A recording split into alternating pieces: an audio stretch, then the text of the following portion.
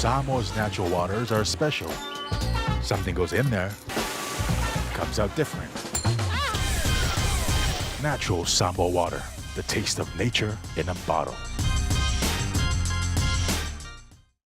Tiafau Samoa, I'm Jack Ty Laban. For any competition, I'm all about speed, skills, culture, and of course, my Texas. Wa'ualia.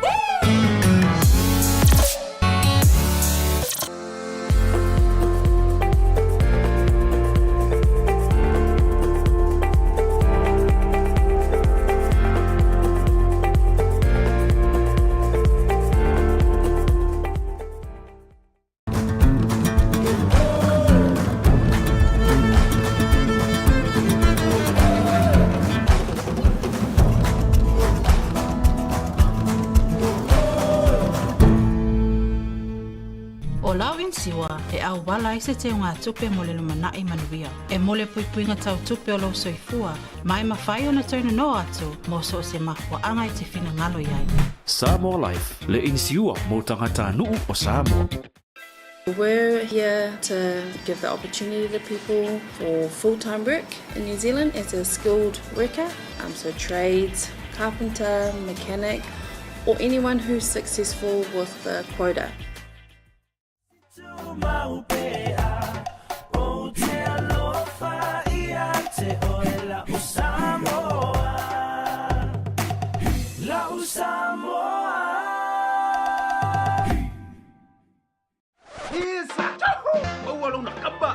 Vili magai lewa baua. Kopi banguele kapungia. Kopere rope baua ngai. A feel my nei loyal Federal Pacific Finance no so mana onga tau tupe ba serving Samoa's financial needs.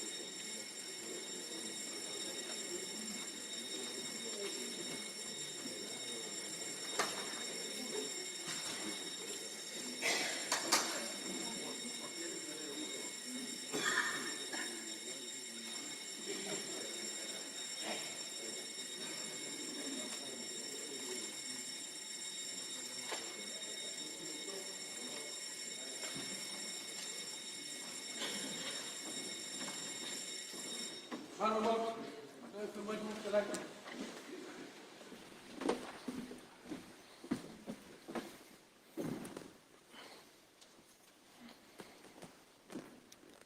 le swafa pa i o le tua, o le ona le malosi o malava, o le alofa e whaavavau.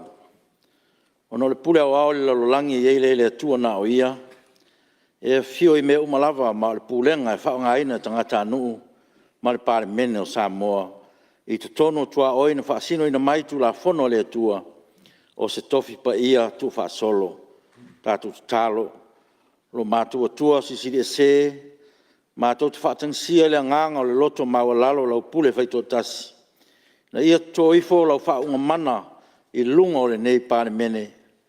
Whaatonu mai oe na ia tonu aia mātou whelafalafo inga, mo le whaasisili ina o lou lava vi inga. Ma soi fua lau le leo tangata anu o Samoa.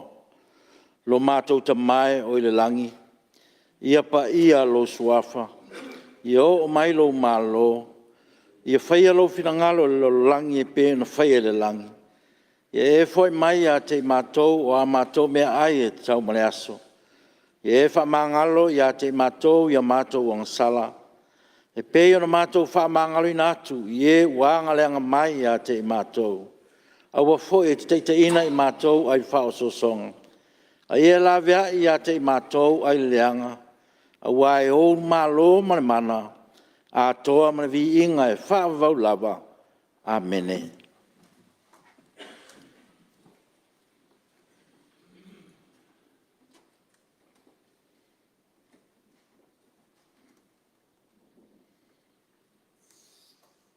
Tough time.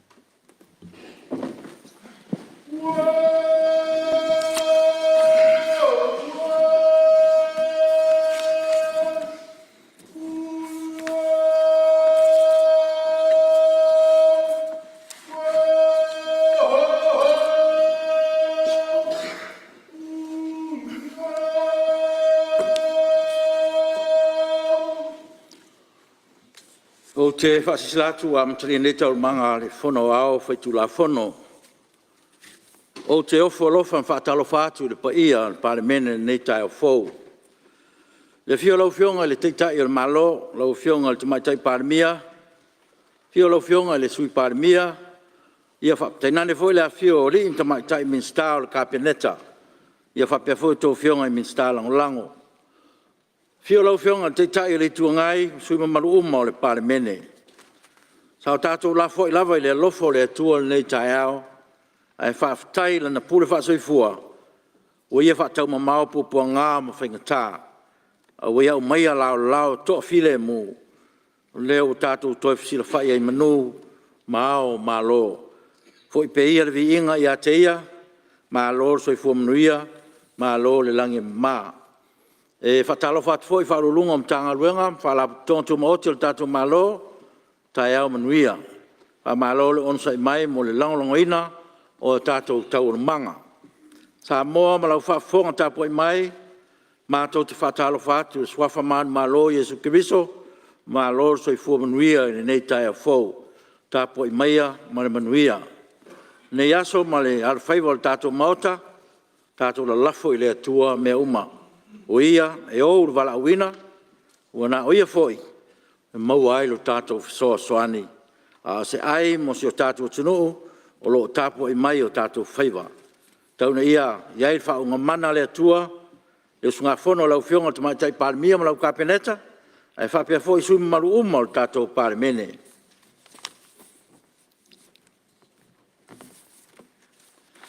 Ka luenga le asutau malo, pai taunga, tulafono tau whaofi, tulafono tau whaofi, o le whaatawina o tupe, rua olu o toru, rua olu o wha, whelaflafo inga whaawau i lunga o le whaitaunga whaalua, aso fono lona fitu. Ia, e ele manatu o le whontalai, au tātou tele i o atu i le taimi o te te fono, ia, e eisi tā upulentu ina mai e sui mamalu mai si umu. O te manatu o whelaflafo inga lea son nafi, ia e au fwoi na whamanino, mai tuatula no i rau whionga sui malu mesiumu. Taftai tele lo fionga fofutalai mole. Avanoa. Ia o pa ia o tae ama le aso le o ese manatu ono le manu tatu taimi. O nal vi inga lavo le tua. Wow. Lana fio pa ia lava le tu mau e fa vau. Alo tu lai atu malo fa alo lo fionga le. Pongal fono pese pa ia mau runga le mota. Ono se tua inga matu ia ma mafan tu ina mai le.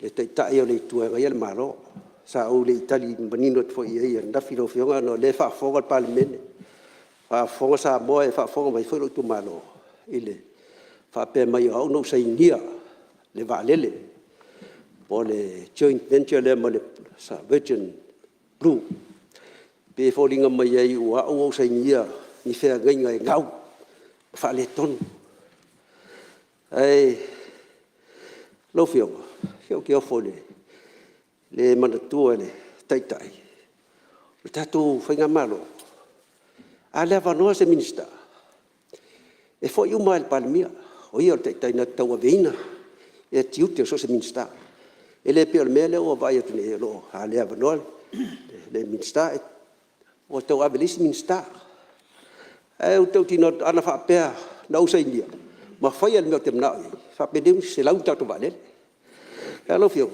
le merga le ta tulai mai ele I o ke le no se ke minga ku inga mai ke au se ko venga o gim ka vale paua be sa o afia fe ngai ko kiuke malafo au po sal po fa lu fa ko lu sa o le kai le ko pe e ku ai mai ke au ya ngale hanga vale le kanu ai lo fio ko pe ma ku ya ku inga ole la ke fa ku ko se la fio ga mai ni fa ma gi ngal mele pa fa yo a fa yo bu se ni ya o me fa pengi o se fa yu ngal kaping e fa ya se minska it's all a collective cabinet decision it's not a one man e fa ya se minska se fa yu ya la ngal le mai ngi pi wo fa lo le ku ko kala le lai ba le ngal ka se ni ngi me ngau wai ba le ai le nga ia sa ka ko kong fai ia fa fo ku ngi meli le ai le fa long ke le me wa ya ai e sa nga le fa ku ai ka ku fai nga malo fa ngu fa pe ngi wo le le fa wa sa wo ele le kai min ngi as kai mul mulia ia me nga lo fiong fa ku se la ya mai lu ma me ngi se fa ba ngi le ku ai ga le malo fa lo Ia, ele leile u whaelo atu pe lau whionga sui mamalu, ia wha maunga tātou whono. Ina nei te ua wha mawhai lo whina ngalo, ia ele le pe lau tō lau pe lau saunuanga te te ele tuangai, ia na fua mai fo le lau whina ngalo. O leo saunua, ia le whionga sui mamalu, o leo tāua fo il tātou whai paanga fo i lea ma le virgin blue, o te mana tua le pae inga le nasa au nofo mai lunga, I o ai sa whai luma I o le minsta. O ia le minsta na whai al whainga paanga. La na whai mai na ngau. Le minsta le la lea na whai paanga ma le virgin blue. A lea na tātou o uma tātou mata ina o tau nuu mai wa le whaleolo. Ia, le whaafonga mai lau whionga le sulu malu, e lo ia se upu sei nias whengainga, a le sa tau la mu whai paanga, mele le te whaangau le maria ai lau whionga. Ia, ua whapenai na whai, whasa ongo whamomonga, leo a vese sei nia, ia a whapea sa o iei le, I le whainga lea, malu whanalo lava, ai whapetei molo avnoa. Malo, ai se la mele whapea o kusi mai sa ongo foi, o au ia le lisa kau ai whameo isa ongo foi, o sa ongo foi. Ia, malo, whapetei. Ia, me tau ala mo le malamo lau whionga. Lenga ele mwhai ana o ese tātou whaamaunga, msaunuanga sui mamalu, ia e whaamau le leia, ia ua lava la taimi whapea, ia e whawhitai, ia whai whaamali eina lo whinangalo, ma loa whawhitai.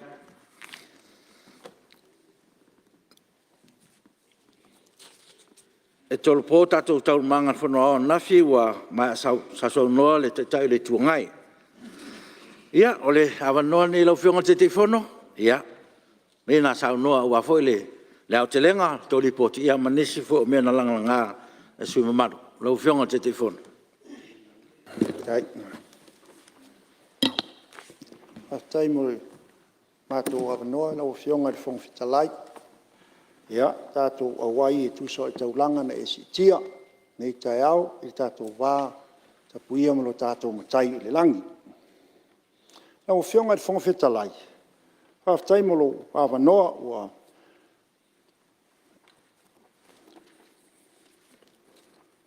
e tā pātulia i le te tā awale alofa le mawai o le atua ia i tātou. Ua malama i urungalu, ai teia i le vaai le malu o le tapu i tea. E le ngata i le maota fono o Samoa, i ona tūlanga mamalu, ai whaapea foi, ona se tanga malu i Malae whaitawina o Samoa. O lo lau, ai le one sā, malafo i le one sā o wale tapu inga mamalu o Samoa. Ai se i whaaleo se motunga afa, e tusa, o le ngaluenga whita sa whenga iai ma le mātou komiti. Au a whionga i whongwheta lai, au le isi ilo waa, e anga i le au.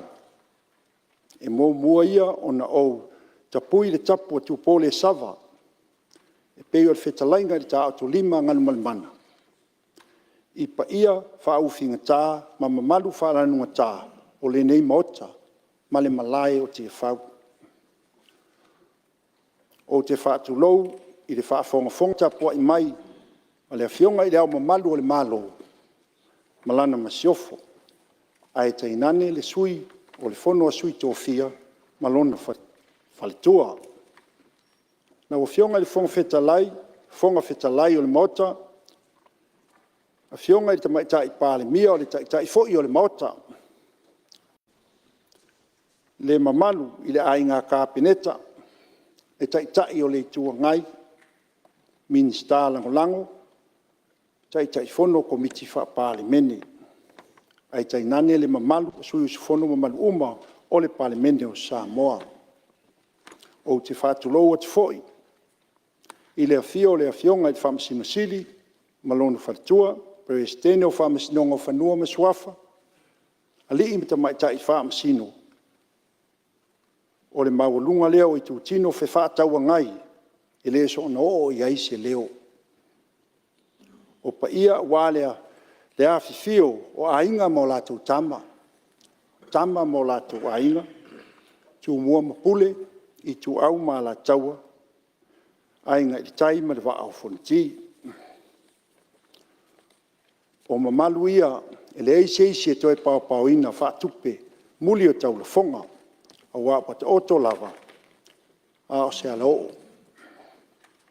Ia o foi se whātalofa i o tātou uso i motu i se sae, o pa ia a wāle tā whatolu fi whātaua ngai o le whainga māloa tutuila ma manua.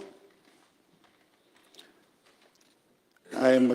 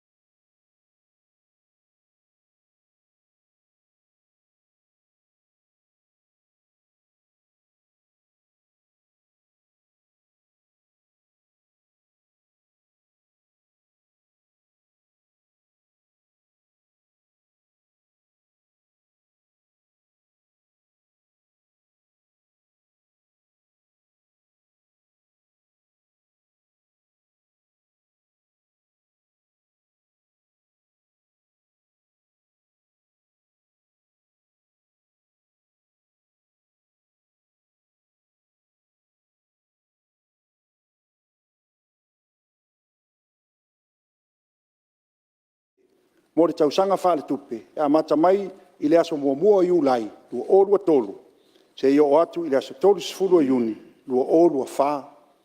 E pe ona forasia ai i le mota, le li poti ale nei komiti.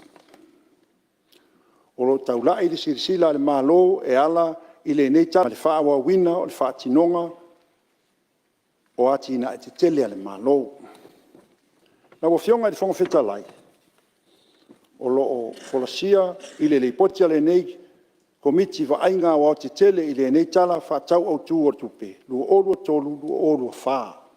E nā ona o toi whaatepa le nei mota i le awivi o le tala whaatau au tū o tupe. Lua olua tolu, lua olua whaa. I ana tupe maua, ma tupe wha alu. Ale malo tuto tasi o Samoa.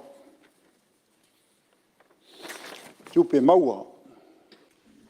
I le tala whaatau au tū o tupe. Lua olua tolu, lua olua whaa. O whaatau inai tupe maua. E valu se lau iwa sulma lima tesi ma le 5 miliona.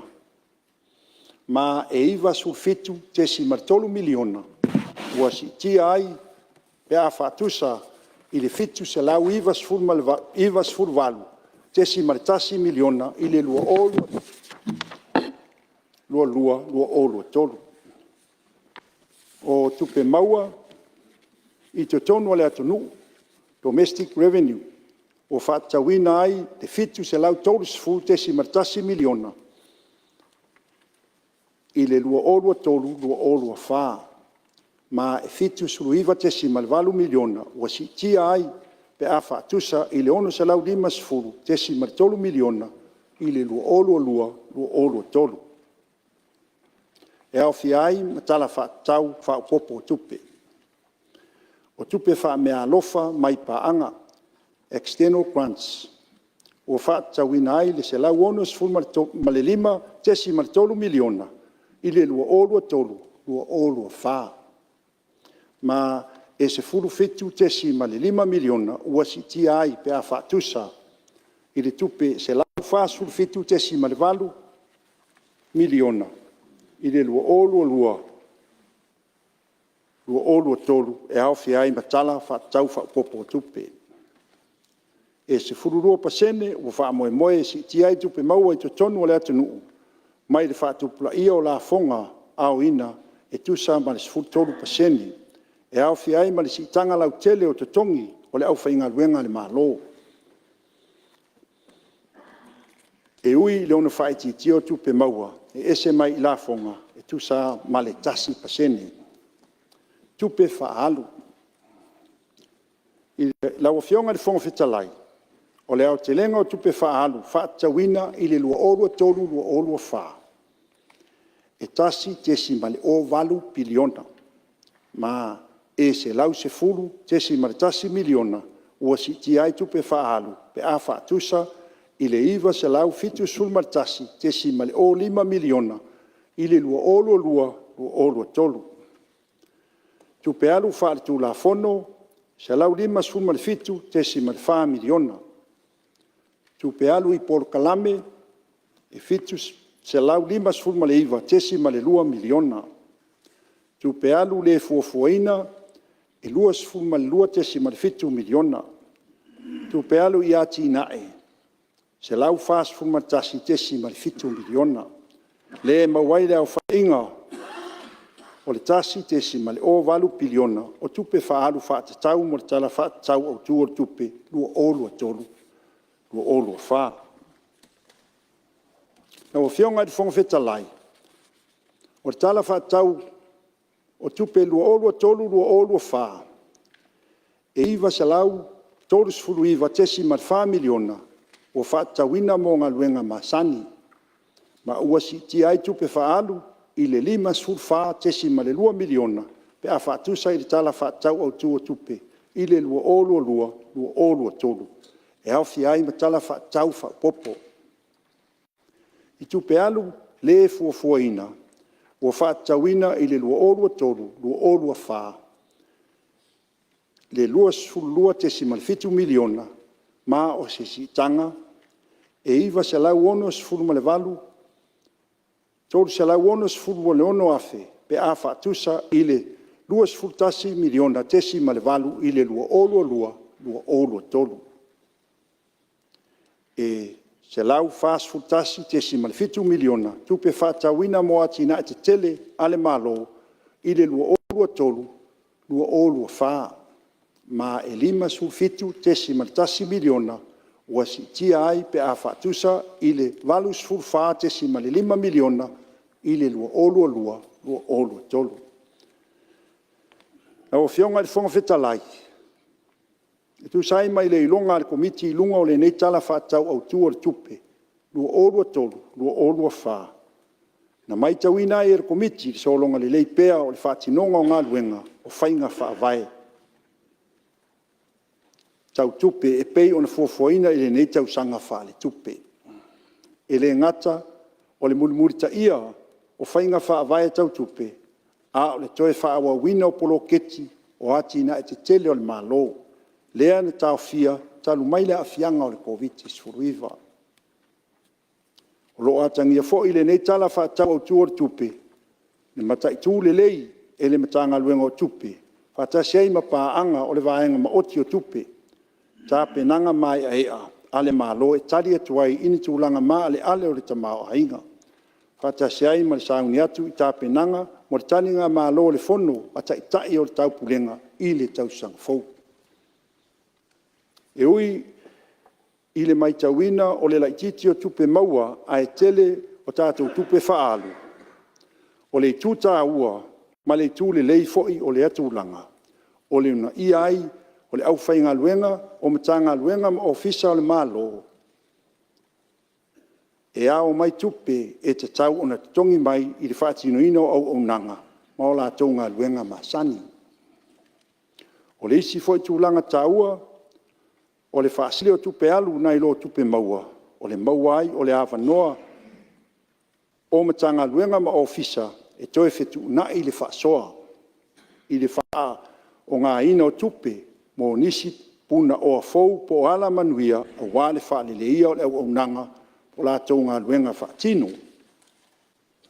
E whaale o foi le nganga whaafitai o le komiti o no lo atangia le nei tala whaatau au tua tupe lua olua tolu, lua olua wha. Le si tanga o tutongi o tangata whainga luenga le malo ina ia o ngatasi ma le tau o le soifuanga ua iai nei. O se suinga e manatu le komiti ua tala whea ngai. E una ia ai fo i le si tia o le au nanga le au whainga luenga o ofisa le malo i le whaatino ino o la tonga luenga whaatino. Na o fionga le fongfitalai o le pūlea le leo tupe le malo o le sao o le vaenga e tatau o na ave i ai le whaamuabua o le whaasoa whaapea suinga tala whea ngai mo au nanga a ofisa o le malo mo le langolango sua o whainga whaavae tau tupe. O se whaavae mautū lea e whauai se te mau a inga mausali mo le lumanai.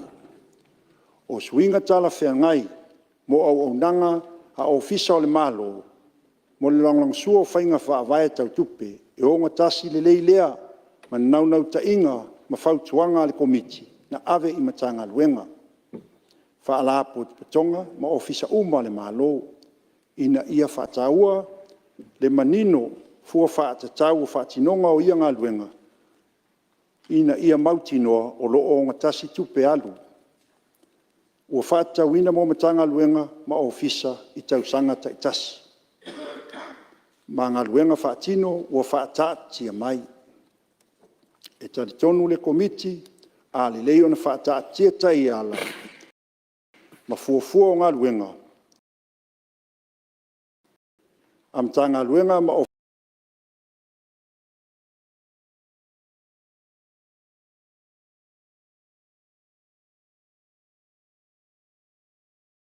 ofisa taitasi.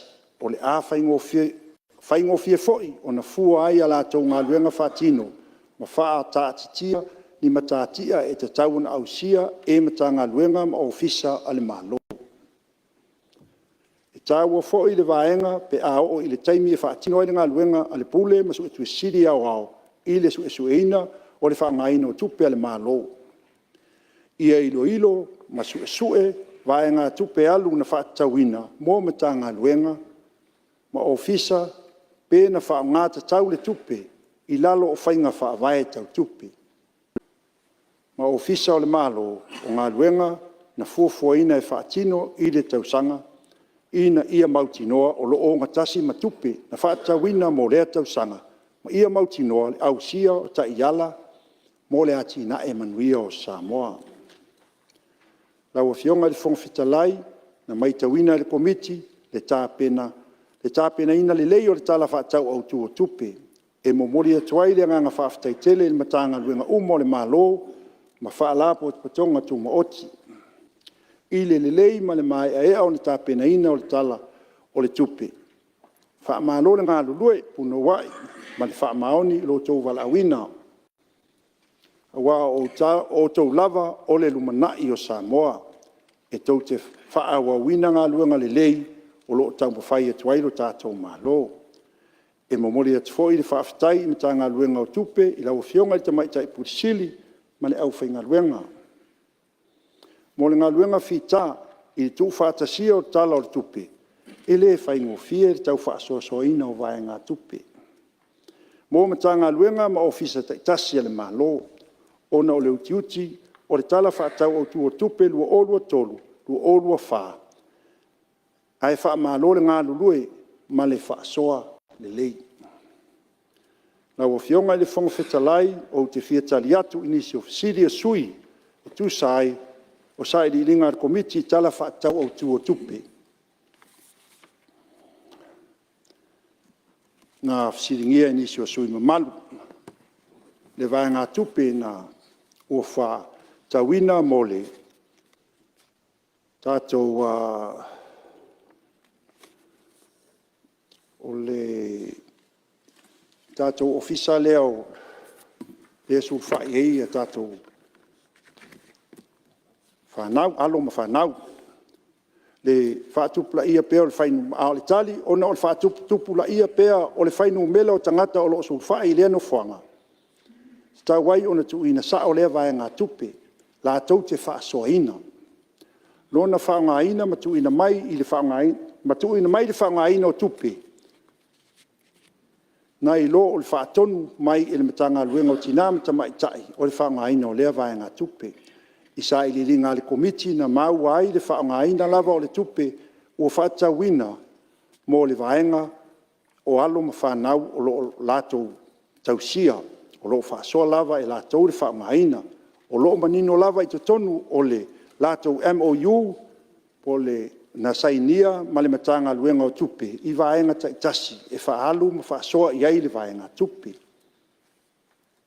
Na whasiringia inisi o sui sufono. Se tala la tamai le masini whaata whaapitoa. Tātou container X-ray scanner. I le matanga luenga o tute ma tupe maua. A wā le whaatino ino ngā luenga, a le matanga luenga i suesueina, ma le wha mata i tuina o le au mai whaanana, ma wha sotu la fono, whala au whaasaina, ma au penga mālosi tonu o le atunu. Na wha iloa mai le matanga luenga i le komiti o le masina o Februari i tausanga fau, ua wha moe moe tau nuu maele nei masini whaata, whaapitoa, ma o loo fua foi i le maea o na fausia o le whale, o pūlenga wafu ma taulanga i le no whanga o lo wha moe moe tu uai le masini. Wha ata. Na iei fo inisi o sui sa alato fisiringia. O le tausanga wharetup, o i tātou se eleni ia o le poloketi ta i miliona. Po o le ase tūlanga o iai a le tātou o le taliatu i le mātou wheloa inga ma le tanga luenga. O lo iai le account whaapitoa, te ngā tupe whaapitoa, o lo te waia vai ngā tupe. A o i le taimi e lava aina tā pena ia o tau mea o lo manao mia le ofisa, ia o na whanga solo ai lea, toi whaawa wina. Na fisiringia nisi sui usfono ta ita o le malo tau pulenga, tau sanga fau, po le ale vai vaina o le 2 miliona, o whamatu mua mai, mori tā penanga, mori tā penanga o tani ngā malo. O se vaenga te tele nei o wha moe moe, wha ngā ina, ai nei vaenga tupe 2 miliona, a wā tā penanga mori tani ngā malo Samoa, i le Fonotaga a wha aurulunga o malo le tau pulenga, po le tiokanga. Mua, puipuinga, ma le saonga le mu, o le safety and security, au nanga a leo o wale puipuinga o taitai, tūlanga mo mia, mo puipuinga o tua oi whaavao malo, Malae vaalele, wafu, ma tatou custom, quarantine. Lona lua soifua maloloina, ma whaawalawe tupu whaafuasei. Tā penanga o mtanga luenga le soifua maloloina, tā penanga o le fesa, mo whaawalawe tupu whaafuasei. Fale mo potu fono, e au fiai to e whaaleleia o le tate, ma le toa salamasina, whaatasiai, ma le tapenaina o isi fale o le awha o ngaina mo le neusunga fono. Feso ta inga, whaaleleio tūlanga e mo mia a wā feso ta inga i le taimi o Fonotaga. Tu whaatasia o awivi ma fuafuanga, mo feso ta inga i le vā o whaalapo tonga uma ma o fisa o le ata i mua i le taringa malo. Awala mātina e te tele, tā pena, ma le whaaleleia o awala, laina e le tise, ma le suavai, ne ia mautinoa, le solonga le lei uma, whai ngā malanga, ma au auna i le taimi e whaatinoai le Fonotaga. Mātaanga, tā pena ina le lei o mātaanga, mo asia singa, a le tupu o Peretania, maisi taitai. A pitanga ia le lei, malawa tā penga, ma le saunga le mu o whale a pitanga o le awha o ngaina mō taitai o mālo le taupulenga. Mō le sirafia o le taimi nei o loo whaatala noa pia pa anga masani a le mālo. Mō ati nae, donors, mō ni ala tau fisoasoani i vaenga o loo tā uailunga. Ma le wha moe moe o a lava vaenga o le ao o iai le fisoasoani a nei pa anga. O le a wha safu atu, iai le vaenga tupe e 2 miliona. O loo wha anganga, ai o le taimi nei, o le vaai tau lai al matanga luenga o tupe, e ono o atu, i le 5 miliona. Se tau au whai o tā penanga ale malo.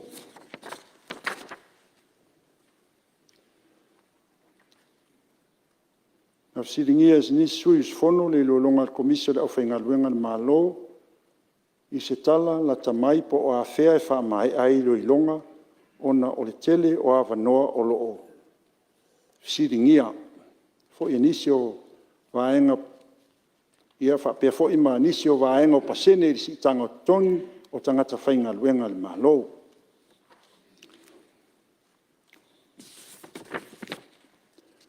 Whātinonga o tutongi, mo le whaatupeina o le kola, e toi whaapula atili whātinonga o le si tanga o tongi o le malo, o loo fuafuaina mo le masina fau, po le tausanga wha le tupe lua olua tolu, lua olua wha e pe ona la ngai nisi o sui pa malu.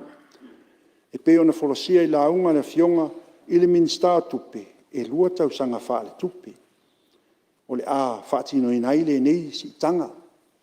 O te ioi fwoi me tari tonu, i le fesili na tu ina mai. Malama le lei lava, le na au maia le fesili lea. O tatou si tanga, wha ale malo, i le imbiai ase si tanga e tasi si tausanga e whai ai. O le whaatino ina o le tatou si tanga na lu olo tolu, lu olo wha e lua tausanga.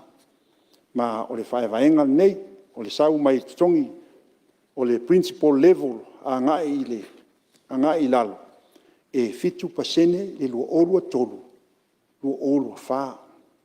Ai tolu pasene wha mai ai le lua wha, ma le lua wha lua 5. O le ACO level, to tongi ilunga atu al principal, ai lai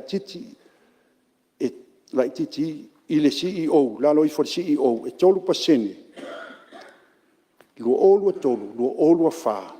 Ai lua pasene le lua wha, lua olua wha, ai lua olua 5. Ona ato ai leo le 5 pasene, wha pena fo i ale, vaenga le ilunga le amata mai principal level anga ilalo, 10 pasene. Wha arurunga mtanga luenga, ma tō whinga tau o loa le malo. E lua pasene, lua olua tolu, lua olua wha, ai tasi pasene, lua olua wha, lua olua 5. Ia, mo le au i linga, ato whaatinonga o sai li lingo tutongi, whaatau sanga fau, lu olua tolu, li le poti le tātou komiti. Na wa fionga le fonga whetalai. ona le whaafesili ani so sui mamalu I whaatupeina o le neisi tanga. E watuai se tali au te lenga. O le whaatupenga, ia o le au te loe da manino ma tali atuai le Minsta e a tonu eile tūlanga leo le ACC, e whionga le Minsta, si taimi pia o tu eilan tali.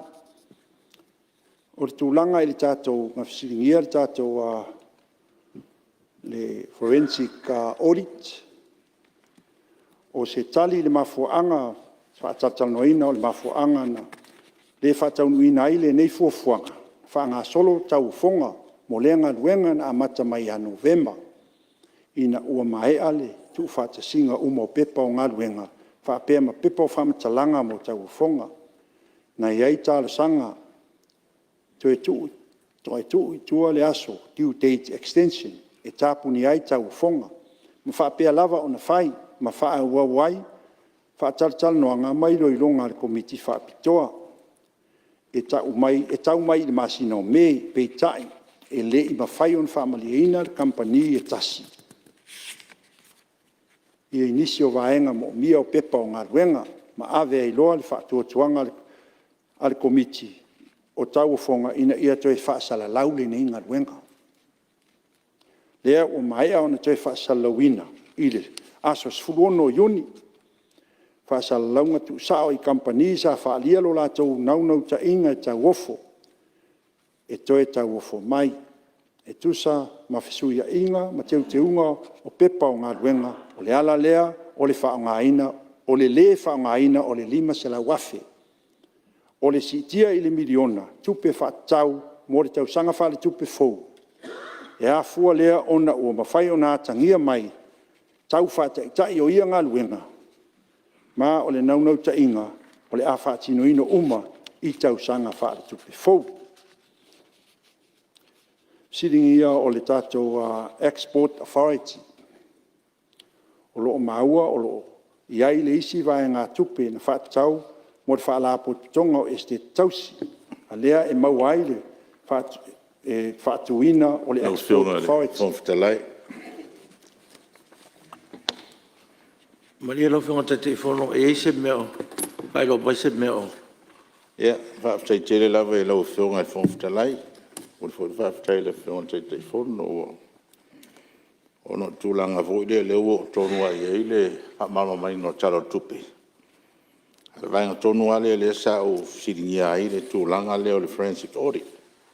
O no le miliona tala. O no le mai tau atu I le ripoti. O la miliona leo le atu e whaate atu, e wha wai, sa I linga. Ia leo sau no maila wa whionga te fono, wa wha leo ngā ina le lima se lau mua. Ia la lea le e pe tau te na I la ufo I mai tau atu. Pe fōlinga maila le I wha ngā ina le lima se lau lea sa, I le talo tupe luolo tōku. A leo sau talo tupe lea lua tolu ngai lua wha. O leo to e watu lesi miliona. E leo wha fonga fo le mahota ma le malo le Palemene. O leo a meileo sau noanga. O leo. E lei wha ngā ina le miliona. O leo wha lau. Ia, la vai manino sau noanga te fono. O te ofuia o ia te o lau manino. O lau ato e. Se tu lai vai lau whanga mista ngalong te. Whionga le whangwhitalai ngā e tau whamamla mātun tā upu lea. O I le tennis board ngā swai suinga lea. O le lima se lau wafe mua nā sa watu mua. Sa wa pea e nā le tasi company forensic, e whai le forensic audit. Pei tai lea sa to e whai le fsuia inga le tennis board o ngā o le tuwai pe a tasi company. O na whaalua lo leo company ina ia wawe le ngā luenga. Le la le ngā wakuai lo malisi lima se lau ngā. Ngā lo i 8 miliona le teimi nei. An whaalolo. Ia. Mo whaamaleina sui? Lau whionga e whongwhitalai. Whaftai tele lava lau whionga le lau o malmalama Malae. Mo le whaftai lau whionga te fono. Lau malmalama lau sui whaftai. Ia, whaawau sau nanga lau whionga te fono. Ia, malo, whaftai. Tai mo fisiri. nga ua tali atu le fionga i minsta ia o le ale toi o i se whamtalanga. O le tātou o tonu i le whaatanoanga tātou Export Authority, tātou se le ni lena. Mo sa i le linga le komiti o ta Tiafau fuanga le malo e toi whaatulanga ma tā whaioi. Tau ave ale whaalapo tonga este tausia Samoa o lea whaatulanganga ua iai le fuafuanga e tau ave whaatasi. E le whaalapo tonga ma tā whaioi ale stek whaatasi iai ma tā whaioi ale Samoa Export Authority. O le ala lea ua whaatauina ai le 5 selau afe. Iai i lea a wala atu i le MPE. Mo le silafia, o nisi o ngā luenga whaapisi nisi, sa whaatautaia e le stek, ua iai le fuafuanga. Whaase e atu i pisi nisi tu maoti, au whai pisi nisi, la tau te tau aveina e pei o le vili maa, o le pai o mes, ma le whaatautaia o whaatoanga. Paule ngā luenga o le atau lai iai le stek, le ofisa, i lona whaatinoina o le mataitu, o le lisiina atu o lātou whanua, whaatasi ma le pūlea le lei o le Export Authority.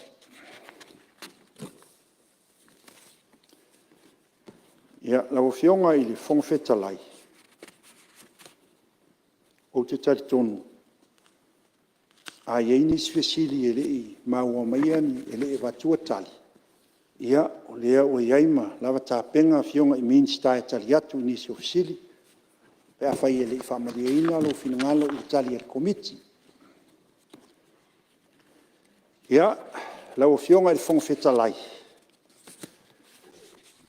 Ia e le eini mana onga o li neitu malo na ua maea na sauno atu foi e se tasi o tō fine o lo mato o lua i telo vaenga o lava foi lea wa yo e amataritonu o mea ni tasi o tausanga o tamu whai atu pēr nai i rau fionga i le minsta ai la fotu i a au whaasoa le leo le kapineta o taitai na totofi e whaatino i finangalo o Samoa ai o le a foi se leo ale pata te whale i lalo Fionga le whungtalai, mamatawa tuela. Ia, alia lau whianga te fono, se i se meo wha.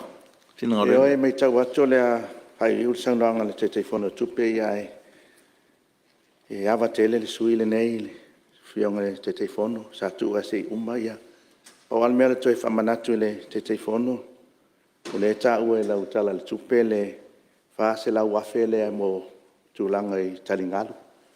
Ia e peo le toi avatu ai peo le fi whalangolongo se utu malo, pai inga tuana isa pasi ele fio anga ni o lauli ye mana ia lo sau no po ai fio anga ni te iwa o le lona lua le tu alalo le tata o le ula unga le tu langa le victim support ia pe o le tu langa le nasa aveli fa fesili no le fu to maua o le fu to aveli situpe ia e pe o le no fa fesili o no le anganga le foi fala potonga ona ialo mo fa na o lo iai ia ele o posili le oleana sila le atunu o fatino le mele o le faitu fa wi paelo ia peto fa pena se nganga ile o fionga le o fionga ile te fono ia le foi la auto e ave iai le soi tupe ia e pe le nganga na sa vatu ina yo sa o ala to ie tau sia ialo mo fa na mai o lo iai ia pe le tu ngana fa pena o le wo fatino ni por kalame fa pena ia wo ese malanga sa vatu ai ai me sole na una solo ma ai si solo i tu langa o tupe ia le wo mai tu sa mai tu pena vatu le nga to isi tu malo with pelo isi tu malo o penga me fa pena ia si ma wese ma anga nei sui lo fenga funtalai le fenga te telefone ia e manatu le sui malu atono se taimi sa no e fenga minsta ia ono lo sa no ale te telefono ia le lo no tulanga fa te telefono komiti al fatino ina ia e la mele kabineta ma la tu fato fala ingo mele ia fa malu tu sui ia tono leu fa fo mai fenga minsta ia mo mta pu le piona langa tu melo fenga le fenga fo fetela io to la tu mal falo allo e se meo ia e si mta pu le li poti ale fenga te fono sa e langa la sa no Ia voi re sa la unga I mita upe se ai le o le bere po se fa sa onga le ma foi no tulai ina ia sa o ia le mo fai numera ia me li poti e le ile le ofisili e me fa sa onga e manu ele I o jesi ia se ia pe ma fuanga na tulai ia tu fa talo fa tu lo fio ni ta fo sa lo sit ma lo so I fua ia a pe fo mo lunga nei ma ota ma lo me le fua mai e le po o manu lo fionga I le tai fono le committee se si sila ne fa mo le tu la o le fasili fa sa onga e lo meta fo ie ele I tu la fitu o le fa Britania o lo ti do to expenditure here o fio fa popo ele aus biliona se si sila ne fa mo le e la lo ole la pe tau ti lo tu le fa Samoa pe e se fai numera na pa mai e pe e folinga mai la o tano fa popo e fixa la milionga le pa mai e la fai numera le e tasi al fai numera le no pikia mai li poti ma fifia le la fionga po se fa sa onga va se fa sa onga le ale ai ale faida ti lo belo fa te telefon ia fa fitai sa o le la so mo te pe o I le fionga I le tai o le tua ngai sa o le la o fionga e o le sa o le fa Samoa ia ai misi le tai pinga o le I le fa palangi o le fitu fa malulu tua I le tulang ia o le neo le mis ka tai fo I le ia ide se alofanga sa o le sa noanga fa fitai le na o fionga I tanga I tulanga ia o le tulanga pe ona fsiringia I le sui no malu nana sa no mai le fionga I le fong fetalai na o fionga ia sa na matu fa tal no ina ia tulanga le ai fa se lau le o talinga ia o sa pe yesi tamai fe se ina ona sa salumia e se sele le mistai ia le a le ala ua mautu sa o le la o fionga o le fase lau dea fase lau tonu ala uli o le ua mauti noa ia o le se leni ala uli ai le o nofo ali ia e faftai ia ke longa o le tūlanga peo na e ta ua ia ele tau fai loa le tūlanga ile tatou vaenga fo ile o le victim support e so se Jai lo lalo tato tu la fono I o te mi to Italia. No fiona le fongo fono e mo se no. Se mai sa no le. En fa no sai se fa o mo Italia na tu la email ia me la fa lo. O le tu langa pe na ta ua ile tato victim support. Sa le lei a fai o fainga fa vai. A watu le tupe al tatou malo ini fa ala poptone ile to yese fa tananga fo ile to yesu tupe ai sa o le leili sa no ngale sui o lo o maua mai ele ngata ile I ya onga I sunga I kale sieta tasi nu tu o lo fa penana avela tu es a tu langa le e o le e fa matu ile va nga tupe afa biliona mai tatou tu tala tupe tatou malo no winga ia e ia ona fitena inga tu langa lea ai fa ftai langa ma no wala va mole ma tala I tu langa ia la o fionga sui ko maunga ma no fa ftai ia fa ftai mo se no fionga se tu mai sui va fonti ia o moanga fa karfa ku la o fionga fonga fono sai feli e kai au se for fa ko koinga o fonga so recto no lei wo kula ia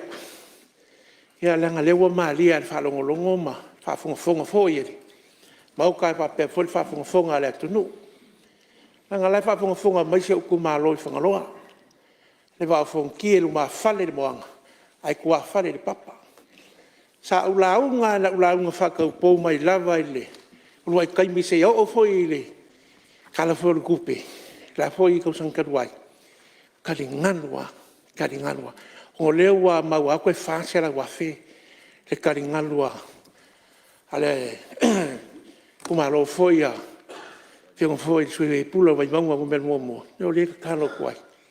Po feo ka kia kongu ai le karo sanga le ko malo le maa fong kipo le whangaloa. Pe pawanga si mewa o koe kulai kwai. Ia, ko la se whamangi ngō mai le mea i onga lai ka po ai mai se o kumalo me whaaloalo. Ia, ia se tula mai lau whionga tamate Palemene. E whanau ia tuale na fua, whamon mole aile i o atu le mta upu a le wao fonti. E le mta upu le ftoa mai atu, i le saunoanga te whono. I le tupe whaanganga mo le victim support. O leo tau mau atu whapea. O se whainga whawai a ave e le tupe malo, e le mwhaina toe o e sua tupe o le saole.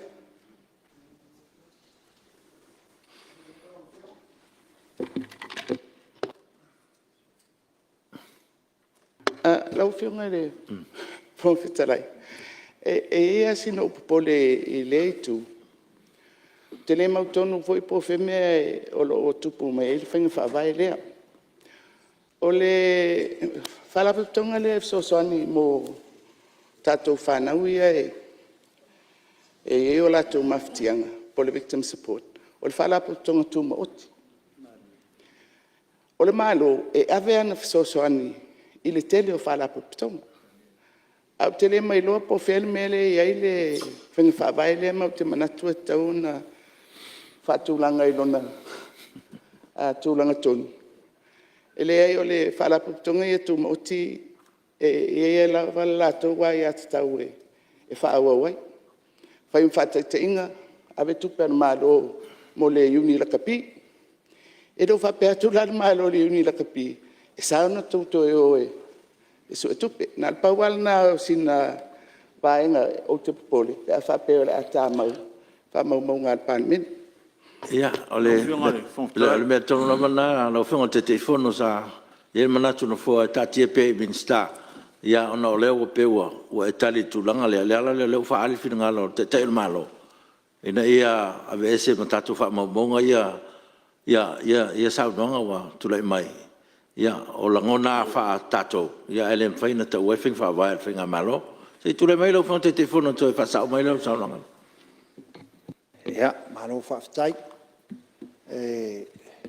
Peo na sauno ina e whionga i le. Te mai tai o le tātou malo. Ia, e sao lele lava le saunoanga. O le se leni le ave tātou whaala potpotonga ni tūma oti.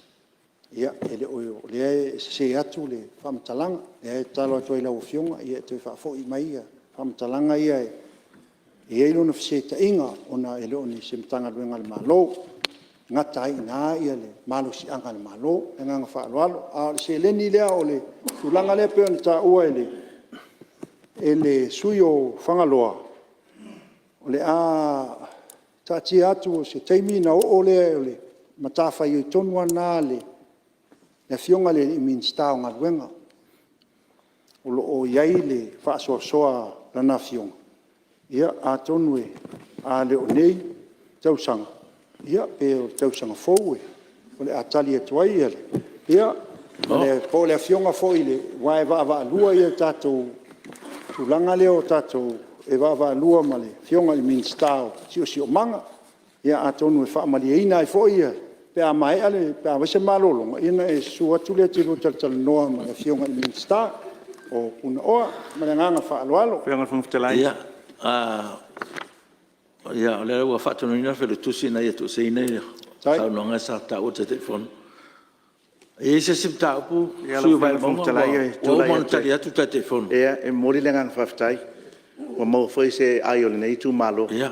Pio le ngang na leo te mori tu lai atuai leo, whionga te telefonu. Ia po lo whionga whai lumon vau le tu walaing sa patu.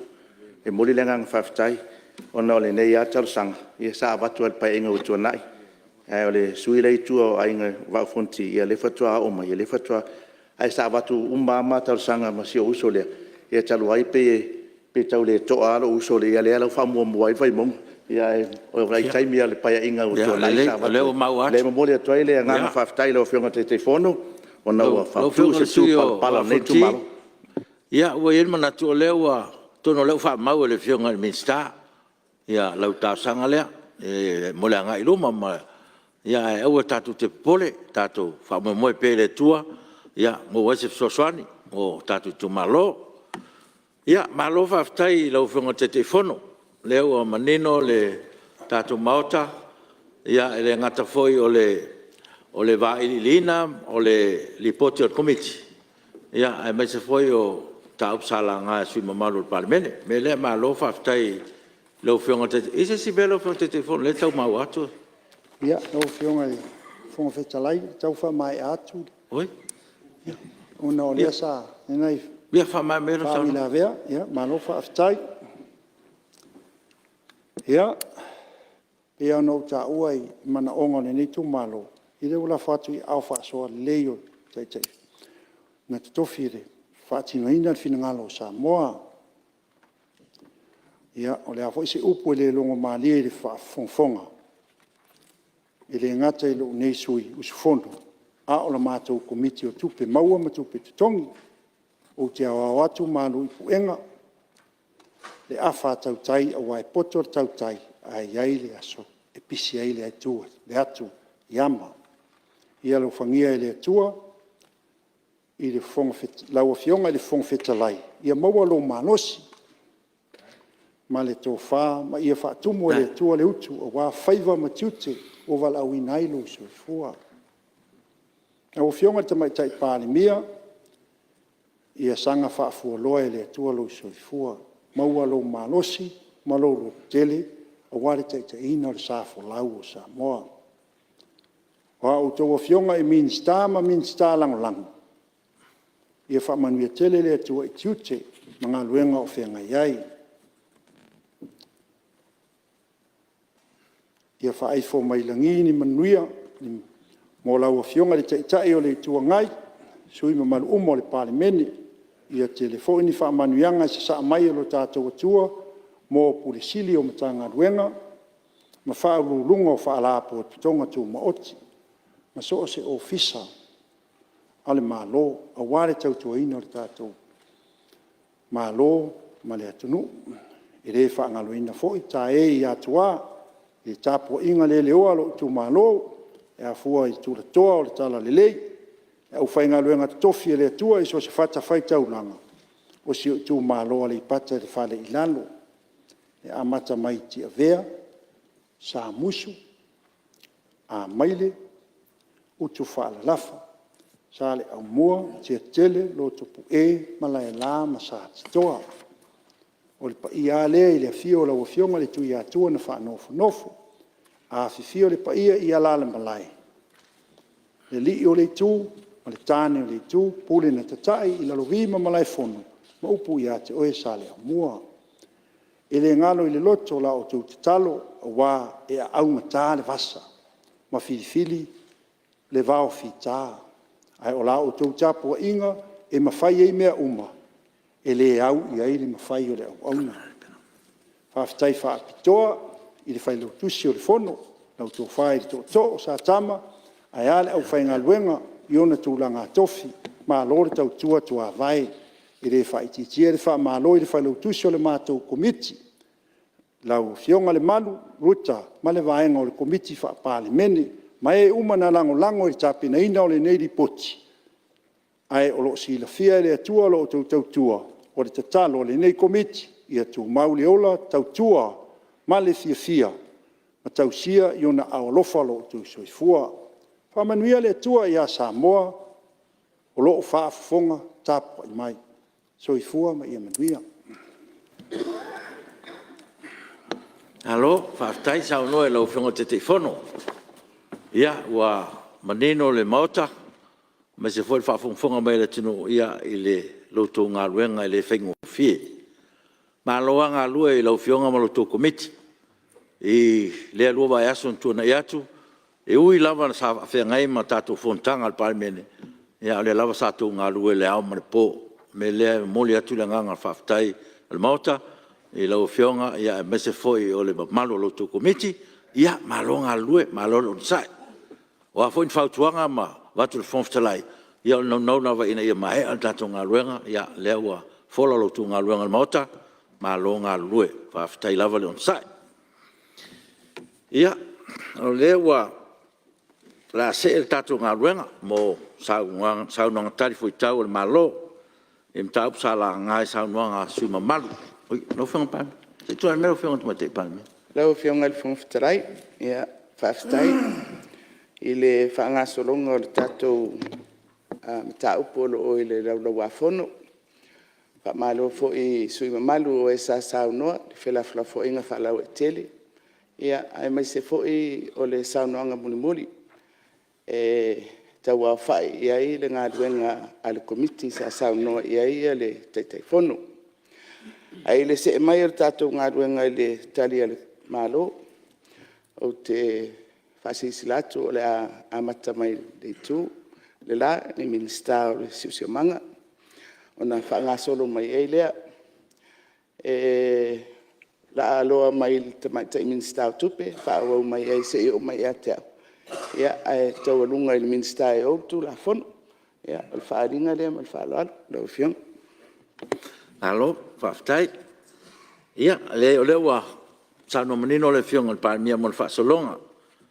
Ia ia si whaamanatu lea le nofua mo tātou suimamalu. Ia o loo manino lava ia tātou tūla fontu mau ia na o mea lava sa e sauno ia ia e mwhai no langa o loo mausari lava whaamaumaunga le tātou fono. Ia inisi tā upu fau la langa mai ia la whai loa tu lava ale whautuanga na tu fionga suimamalu. Ia o a uma mea sa tō langa paula vai o mea mwhai ono tō whau ila vea i au sao noa fionga minsta. Ia leo sao noa le, fionga Palemene lau fionga minsta o. Sio manga, ia lo awa noa nei. Ia, haftai lau fionga le fong fetalai mo le awa noa. Iri ia le tu e whawau ono lana uleanga lei. O le nei ua ngā fōi mo te whono Samoa. O nā lofi a au la vea. Ua mafua ai ona ma le fua i langi mahala o fionga le whonga whetalai o le maota. Ai tau mua le lei le vātiu o lau fionga i le tamaitai Palemene o Samoa. Lau fionga i le sa whapitu. Ua nofo ia le whala le ngā e o fionga i minsta al kapeneta. Masui minsta. Ala le tai lau fionga i le tai o le tua ngai. Lau fitalai ngā le amu mua le tui atua. Ma le nofo a tula toa i tō taia o sui. Ua tamanatu fui i le tala i le whaamutu na i le whale tua masanga. E sāle i mua e sāle po wai. Ai ua le alo toa ngalu se tāofi e whainga tālau tāpua inga mamala Samoa. O lea, o te mua i teia le pola tau whafu o le whale na ia mua. E ato fuli i le tino masalsala ai atu wau i la au teia o le wāsā. A wale tāpua inga mawalunga i lau fionga i lau malu o le malo. Ai so o le whau le manuto wau a lau fionga i le sui a whono sui tō fia. A fia o le whaamsini sili ma le presidente o whaamsinonga. Le a fia o tama ma a inga ma latu tama. Le whala le see o pule matu mua i tu au ma lataua a inga le tai ma le waa o fonti. I le se wama i lata i le laitu o le vasa. A wa e uso i tamali, uso i whalu polu. Le pa i tele o le whaleanga fulu ma le manu o tele. Tai nane le tafa tolu o le whainga malo o tutuila ma manua. Lau fionga i le whongfitalai. E le ngalo a fia i longo vau. I le tapua inga mamana. A tai o e ka le sia. O lo alanga ina le ngalu. Ma si itia le atu o le tae au. A waa nganga o Samoa mo le atua. Ma lo le whaitatalo. O le nei ua tafito e lau le atu pu'e o Samoa. Ai fiti pea mālama. A wā le alo whaileli o le Palemene o Samoa. E whaafotu a leini manu a wā le atu nuu lauteli. No tātou tū mālo i au pa ia whaalangia. E le eise tangata i le wha le matau, e so ona mali, pe fia leo langona, i au sāma whainga. A wā e tū mau lava, o nei, o tae au, e o lava i le iunga. Mapu maia i langi tapu, mau tau pōpō i whale manu. Ai sei puai, so tātou sao, a wā whausanga o le vātele, i le taula fonga o whai nei. Laua fionga i le fonga whatalai. O le whaataua ngai o whina ngalo sali e ina i le tō whāma le whaautanga. O le nei o le ase i tau mawhai e tali atu iai. E whataaftai atu i le silia ma le tolus fulusui o le maota. Sa whea i a lātou saunoanga. Painga esi o au nanga mitanga luenga puna o whaale natura. Ma le si o manga. Wha pele pūlenga o tangata Tiafau mai whafu. E ala lea i talingalu. Malo si anga whafu wina. Ele. Lo longa ma whaala velave whafu o se. Le au ina o la pisi mo taota. Whaasau ina ma le toe tuto ina o le vau matua ma le si o manga. Wha pea ma tangata Tiafau mai whafu. Lau fionga i le whong whetalai. Ia o le a muai. Se vaivainga e tu sai fo i o nisi sui sa o lātou langaina ia le vaenga o malosi whaafawina. Tai tonu o le whaafsili i le tu sai o le tolisfulu 2% pe aisa ua pa ua i lalo. Ia o le tali whaingo fie lau fionga le whongwhitalai. Ona ua si itia ia le tele o le manaonga i le tātou e le tise. Ai o loo iai fuafuanga le tātou malo, ina ia ausia ia le 50% o loo fuafuaina i lalo le tātou Pathway for the Development of Samoa. I te tonu o lesi ono tausanga, le lua rafe tolisfulu maltasi. O fuafuanga lau fionga le whongwhetalai sa ia i tausanga o tuanai. Lea sa Apia e ausia le se lau pasene i le lua se lau i lua afe lua sifuru lima. I le to ai mai o le whainga malo ma toe whiutanga i mamtanga luenga matapenanga o lea na toe sisila iai. Ia ua whaisi mau lunga tele o lea le mawhai o na ausia peifoi o na iai tausanga o tuanai. I le lua afe sifuru fitu sa iai se fuafuanga al malo fo i lea vaitau. E mau aile se lau pasene. Lea la ua toe whaatulanga ai i le 50% i le foi. Luafe tolisfulu maltasi e tusa o le tātou PDS. Ai ele o tāu fia ai ngā luenga whaatino o loo ngā lulua ai le mta ngā luenga o malasi anga wha ele tise. Ia mala tātou pūlenga foi o malasi anga wha wina. E wha iloa foi nisi o vaenga sa wha peona sa unua i eile sui.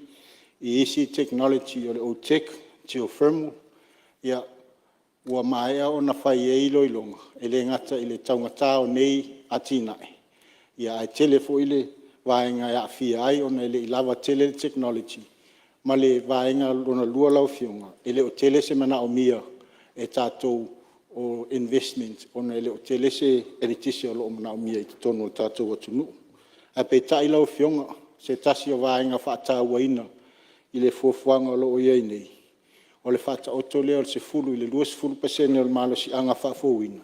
E mawhai ona whaona i e tātou communities o ainga taitasi e connecta i le grid, e tā ua ai la le whaonga i o sola, o na i le mawhai ona whaatinoina le vaenga o le tūla whono, foi i tausanga o mawai. Lau fionga le whongwhetalai, o na use e maila i e nisi o sui sa wha, pe ona la nga ina ma fa silingia ia le fo talai pe mo se va no fa con ali era o fiong al mistase Tua tula no le sui. Sem tau sala nga lo fiong sui mat. Ia whaftai ia o lea lava, lau whionga whawhitalai, ia whaftai le whionga al minsta o le ua tali manino mai ni sio vaenga sa ta ua. Ai o le tūlanga leo whapea o si itia le tise upa ua i lalo tātou pasene le tōs fululua. Ia e ailo tai tonunga waris fo ino tā whai oi lea le tātou vaenga lea.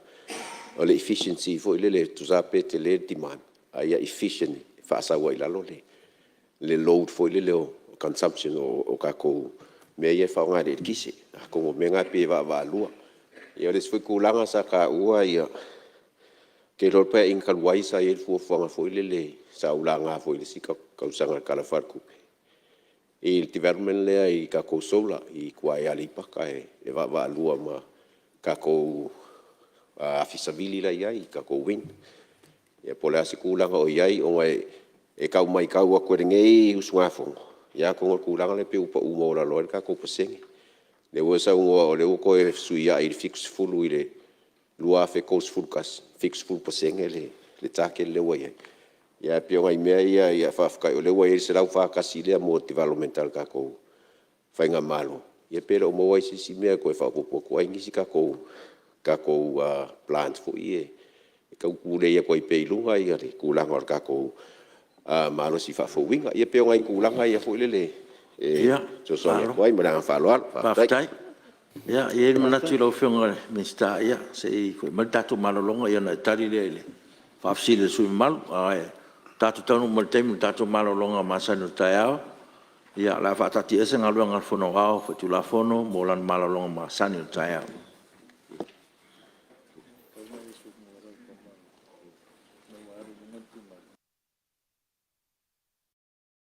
Samoa's natural waters are special.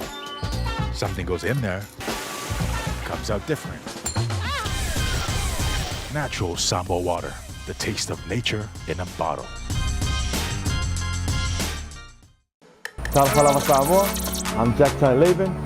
For any competition, I'm all about speed, skills, culture, and of course, my Texas. Wow, Leo.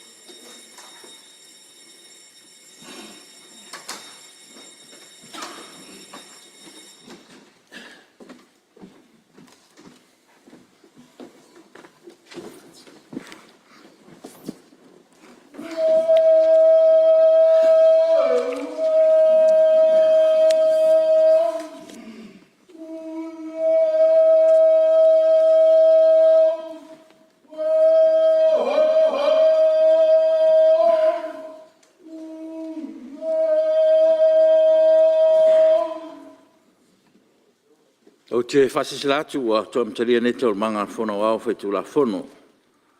Wa sao ialo le tamwhitanga o tai au, pe an sa alo ti ele, i o tatu Palemene, i hoi manatu wa maos whasilinga malos, whao wel tatu ngā ruenga, wha malolo un sa i tatu mauta. E whatati esi tau manga mo le malolonga, lo sao noa le fionga ni sta puna ofa nā tua masiso manga, tatu fui tau fui mta upsala ngai nisi o sui mamalu. Me leo tapa ma whalalo fionga ni sta, mo le whao ino lo sao noa. Whaftai lau fionga i le whongwhitalai ma le amanoa. I te whapopo foi le whaftai lau fionga ma le mtanga ruenga. O tu sai foi o le whasiringa malosi o maua e sui o le Palemene ia meise whaurulunga mtanga ruenga lo whapeana o tatu mafuta le ne yaso. Lau fionga le whongwhitalai. Ia se i taumwhai e tari mua atu le whafsilia le sui o ale pata i tupa i lunga.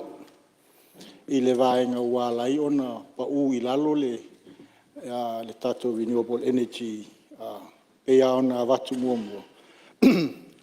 O le retain na le tato solar ma tato renewable energy ia ma lewa na whatu langa mai pe solar tato hydro ia ma le wind miole ale pata.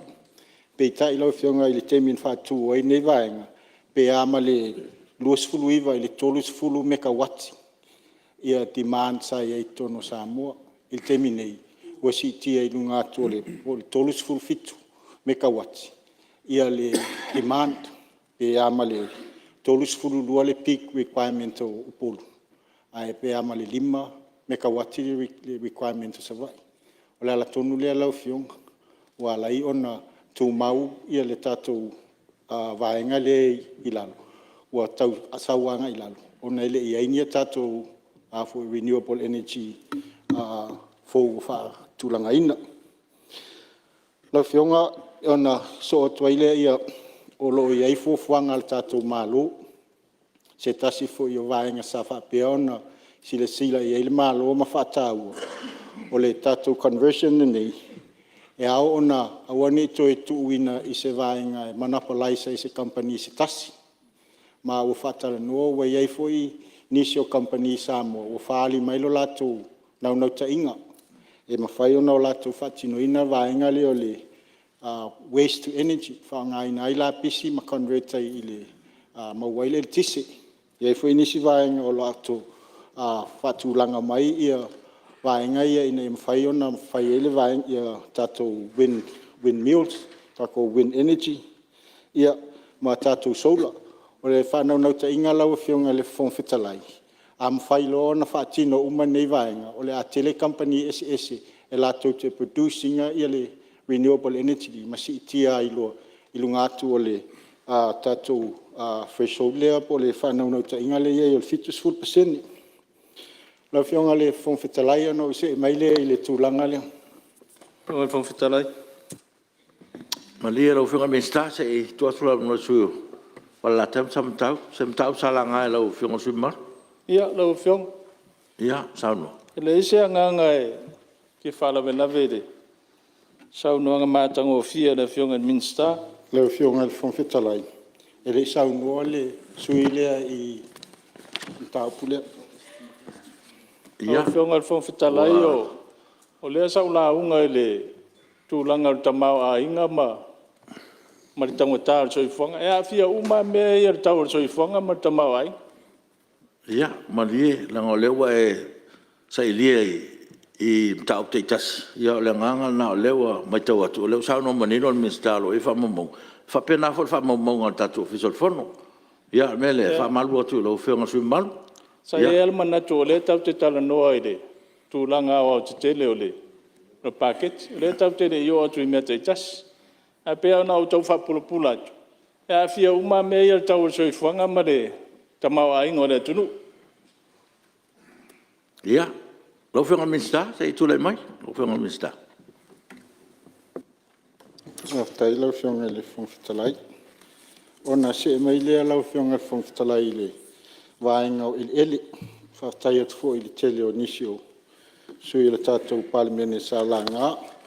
Ia, lau whianga whongwhitalai. O le atang whai atu se vainga e tu sai fo io whaatulanga ina o lo ia ia tātou Ia, Maria lau whionga Minister, e se si meo. E o le whaatare atu po le ase whai unga lau a whionga e whongwhitalaire. E te tāna sanga fo nesu i manua e... O le atonu am tāpura te fia sanoi. O leo te fia ngai o ire. E mata upo le marisi anga whawhawina. Sa e la unga e tau whawhu. Ana te ono whapula e tu e a fia uma e tamau ainga. Ia, se tu e melo whionga Minister, whato. Tu mua le ava mal whaaloalo. Pai tau fo yo le ai whaasolo tātou teimi. Malia ia le sui. Tātou tu la fono tu mau. Whato a talian Minister mena e la ngai mea.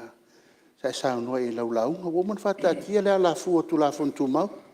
Ai malia ia o leu whaasolo talian malo. Ia, leu a te tonu la whionga whiwa malu. Ia, langa. Se tu lai mai lau whionga Minister. Lau whionga le whawhitalai. O leia te au tali o fesiri le whionga ere. Ia. I whai pule. Leu sao mai Minister. Teimi ia ona. Tali atu lea. Ia. O la manuia tali atu la whawhit. Leu au taria whai unga lau whionga. Ia, whawau sao nonga lau whionga Minister. Matai, e le whamawina o le umona o tule iei, malai taalo le sa sau no i etsui. Le lai tāpena tufu iei lau whionga. Lau whionga al whongwhetalai no se mai le i vaengai o tātou ele. Mai tauina pēa le atonu o se au ngā whiri nei awa no e to e whaapulupula i tātou maota lau whionga. Le whaatatianga o lo iei ia le restaurina. Ma le lisino o tātou ele i te minei. O le o freehold land, e la vea ai ma whanua ia le malu. O pauna whanua le whaonga le tātou tu la whono fo i lea le LTR 8. A whanua whaaleanga nu. O lo whaonga ina pēa le tu la whono lea na whai le ono lima. O le lisi no whanua whaaleanga nu. E leo le stala ina fo i lani whanua e lisi i to tonu o le o whanua whaaleanga nu. I lalo o le LTRA. O le masani o lo whaatino pēa i le tātou tu la whono lea, o le tātou leasing and licensing of customary land. Le tasi vono lima na suia ia le ingoa i le luafe sfuluiva, ma o lo whawawina.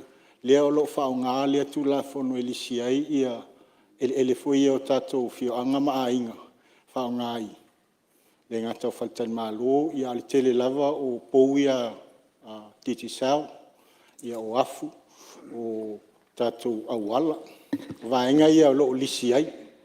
E le aila se whawhete na inga o ele a pe ona iai la tātou whawai. Ele mawhai ona whaatau ele wha Samoa, whaaleanga nu.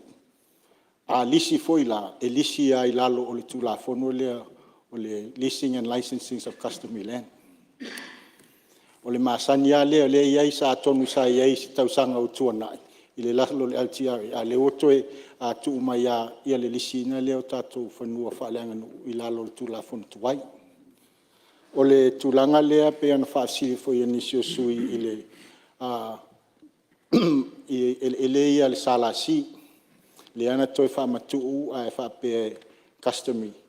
Ia lau whionga le whongwhetalai o lo ta otone ia i se whaataltala noanga a le tātou o matanga luenga o sisio o manga ma le official lawyer sili. Na ia whaise ta otonga le lei o lea Paul Kalame. O na ia ile whete na inga lea i le toi whaafoi o ele. Ai a foi. E toi intent a customary land, a customary land law. Ia o le mwhain toi whaatau. Ai o le ta otonga lea o lo ta o tomailo tau whatutuanga tātou Palemene nei. O lo whatino le ngā luenga le tanga luenga le o le sisio manga. Ia ma le loi sili. Ina ia ise whatau tonga le lei. Mo ia vaenga ele. Ia whantalai. Ia malea le. Lau whiunga mesa. Se tulai mai sui o whaleata na marwha. Pawtai lau whianga le whantalai mo le awanoa. O tulai atu ona le mta uputonu ale le sa o siringia ele whianga le Minsta le MNRE. Pawtai lau whianga le Minsta. Ona e peia ana o ta ua fo i le ta o sola ma Ma ua ngangi aku I lau fionga e whapefo I le fionga le Minster Salasi. Ono o to tele ia lo tu malo. A misia lo unu ule tu amua le o whatau whanua. Wa umanga ia a ole au mai Salasi e whanua whaaleanga nu. Ai o mai I lau fionga ma le mtanga luenga le meo lo le stala le whanua. It's not ele se whanua whaaleanga nu o le whanua freehold. Au te whaftai atu nei tai au lewa moli melo finangalo lewa ta oto atu le ia o tauna a whapea koe whafo ia whanua whaaleanga nu. Ia ele ne mea la konginga kai korsu li mafi. Manu ia tele le. Tontanga lau fionga ma le whaftai lawa. Ia, lau fionga me sta pa o tano. Whaftai, tai mo le mama venga. Ia pea ona watu foi se vai vainga ia o le ngaluenga le o lo whapea ona whatino le teminei a tonu e o atu lesia tātou tala tupe. Ua maua se tautonga le lei o le nei wha moe moe. Au fionga I le whongwhitalai ia sa iei fu inisio sui sa awhea ia waenga I o quarries. Ia mai o lo tāpena iei o lo iei lava I lalo le tātou waenga lea o le puma. So sesi e whaile development consent e asia fu I le mtanga luenga sio mana. Ia mautinoa ia inga a fianga o nei waenga. Ma o iei fu I conditions a uma ona whaonga ina ia le quarry. E iei ngā luenga e awan toi whai ina ia. A toi whafo iei le sio manga o nei waenga. I se waenga le lei. Ia lau fionga ia o le sui o whale la taima sa matau le sa saunoa I le tūlanga le o le tonga tongo ma lo fia whai eise malai talo ia e whai ngofia a whai wata oto mai se talo sanga le tātou fio anga po le tātou I tū mā lofui o la whapea nei loina e le tātou komitio ele. Ia mai iai foi ia ni whautuanga po ni awala mwhai en whaatino I le wha moe. Ona o se mai le lau fionga I le fufonga whetalai I le waenga le o taringalu. Tonu I le sa tele ia sui o le tātou maota sa whapea ona sau noa iai. Ia o le wha mai o ina o ngā luenga whai le tā ngā luenga o puna o wha natura ma le sisio manga ma le waenga le LTA. O aseta le malo e ala I awala. O waenga I o taringalu e whaatino as part o le asset management ma le pui o aseta le malo. Waenga la I lalo le pulenga le LTA. A whaila o le awala o le whafo watu mana o mia ia le se taringalu. O le vaenga leo poloketi e whaatino le LTA. A le tele o isi o tātou whioanga ma vaenga e leo ni aseta al malo, au aseta a whioanga ma lalwhanga po a inga foi. O le vaenga la le ta oto mai le tātou tanga luenga nei o puna o wha natura, ma si o manga. Lau whionga le whongwhetalai.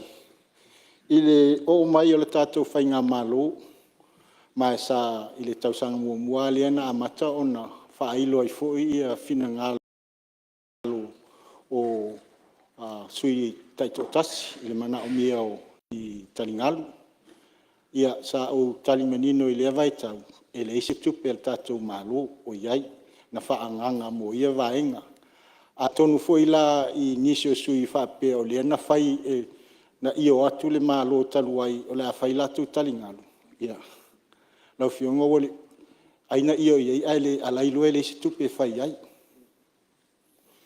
Ile o mai ala tātou whai ngā mā loma ua silasila fo ile fionga tumai tai palmia mar kapeneta ile tā ua o le nei aseta. O le ana ngā lua ilo aina ia tau mawhai. E wawa aini se leni e tātou pāanga e ala fo I tātou manaonga I impacts o climate change. Ia le ngata ilea sa whaanga solo lo le ngā luenga le pulenga le tanga luenga whapea ma le LTA e toe asia ia whioanga ma lalwhanga ma vaenga taitasiuma e ono mana o mia ia talingalu o le ala lau whionga ua whaamaea ia le tele o le lātou tapenanga mua sa ili I tātou sim plans po coastal infrastructure management plans ia na whai ei tū malo taitasi le luafe ma le fitu ma le luafe sfuru lima o ina whata oto mai ai ia I tū malo ma whioanga mana o mia talingalu. Peita iane o le iai o se sele ni na le mfai an fa tino ia vaenga. O le toi asia la le tatou mtanga luenga ma le puenga le LTA. Le o toi fata o toi ia tatou priority areas. O le whamoemoenga la o fionga le fungwhetalai a tonu o se vai tau le tausanga nei, le financial year nei. O le amata o na maua isef so soani tautupe. E amata lo na whaatino e tatou priority areas ia ua umana a whaatino. Ai whamali atu i le sui o vai maungatasi. E le o whaata o tō le whaasela ua whelea mo le whioanga o lauli. O lo ia ia tatou e ona ele o iloa, pe lava i whaasela wafi. Ai o le ua iai priority areas e sila iai, ina ia mawhai o na whaatino uma. O le whamoemoenga a maua loa maisia tatou se leni leo lo fuafua. O le a whaatino umai le te leo tatou vaenga nei o lo fuafua ina.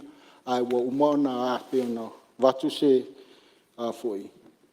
Waiwainga. Ua whaatu langa le tatou mtanga luenga ia vaenga. O le mea mautinoa lava o le whioanga neo lauli i o tasi lea vaenga o pito isilia na fia o le tatou atunu. Ai sea, e le se awa, e watu sa o ale ingalu. Lea fwoi nā lai na whaatino ia talingalu tausanga umawai. A wa whaina ia waiai. Lea wa lai na toi sila iai. Iai fwoi nisi o whioanga wa lewa o na whaatu lai atua lātou tausanga. O lea lai fuafua, e tau whaasosoa iai le tatou. Se leni lea alfa moemoenga. Mautu mai loa nisi tatou sosoani le ia na whaatau nu. Uma lea o isi a tatou fwoi. Talingalu, whaapea e fwoi male. Talingalu lo whaapea na sa sidi ai ia le suyo. Wa a fonti ia le whionga le. I le suyo a ana alofinu me tasi. Manisi lava o suyo le tatou Palemene la o whionga le. Fonfitalai. Ona use mai le. Fonfitalai. Ria lo whionga me stasi, tua tula vano ana alofi. O le tulanga mua la o whionga e le ese o ana alofinu me lu. E te ua atu whaiwhala si ua la matu whawai mai. A le anga whaafitai. Ia, leo manino le whalogat. Ia, o le iei si baenga o le whatani. Ia, tono le au e le whaasoa. Au te iro matona iei le whalina. Whaafitai tere. Tai no whionga whaafitai. Oh, tai. Whionga whaafitai. Se tulai mai sui o vai maunga numero tas. Io e mole alanga whaafitai le whionga le Minster. Ia ua tau ana nei le teimi ua tau no ai te fono le komiti o tupe ua mo tuai tumu telefoni le whaftai mai le tumalo. Vili mai ma, text mai ma, whawhetai ua maua le tatou ai. Ia au te lei loa pe toi luan se kone sau se si tala whaanoa noa ile, sau noanga le awhionga le Minster. Tu se o manga, ia e pio le anganga nalo awhionga. Au eni tatou toi te paitua pio launga le nei tu, le tumalo. Ia ona o le tūlanga fwoi whātuatuanga sa awele e tātou Palemene komiti o tupe. Ia pele lau sau no manino al te fono komiti o tupe maa mai. Ia le peu toi fite na i le fina ngalo komiti o te fono komiti o tupe. Ma le Minster, me taulia fwoi o le te fono komiti o tupe, ia pe a ambia matanga luenga ma a mai o la tau le wai eile. Ia pe tau whapena se la ngona, ai whawhetai ia, naua e silafia, toi mawhatia le whioanga le nei. Ia o te talo, ia e sao lea lau sau noanga e le lava i le whase lau ake. Ia e te talo o lai e ia tulou le maota, le o mātou ngā uta mo meo maa te tele. E pe whai ngofie pau ale mea konkalake, ia e sapalai mai o mātou wā ele maa. Ina ia whai e papolenga e nei tiu sau se mala whaal nātula. Ai lafu atu ina o whionga leo whaalongolongo le tūmalo. Ia wa talia le tarsanga le nei tūmalo, mai al paya inga utua nai. E o mai leo tau tali, o e le tau ai, i le tūlanga whainga malo ne utula mei. Manuel fono e leo whionga whangtalai, whionga le Minster. Ia, tula mea leo whionga Minster. Leo whionga whangtalai. Ia, e se meo, sui sa whata ni mautasi. E se mea na langa ai. Ia, whaftai tere leo whionga i le whangtalai.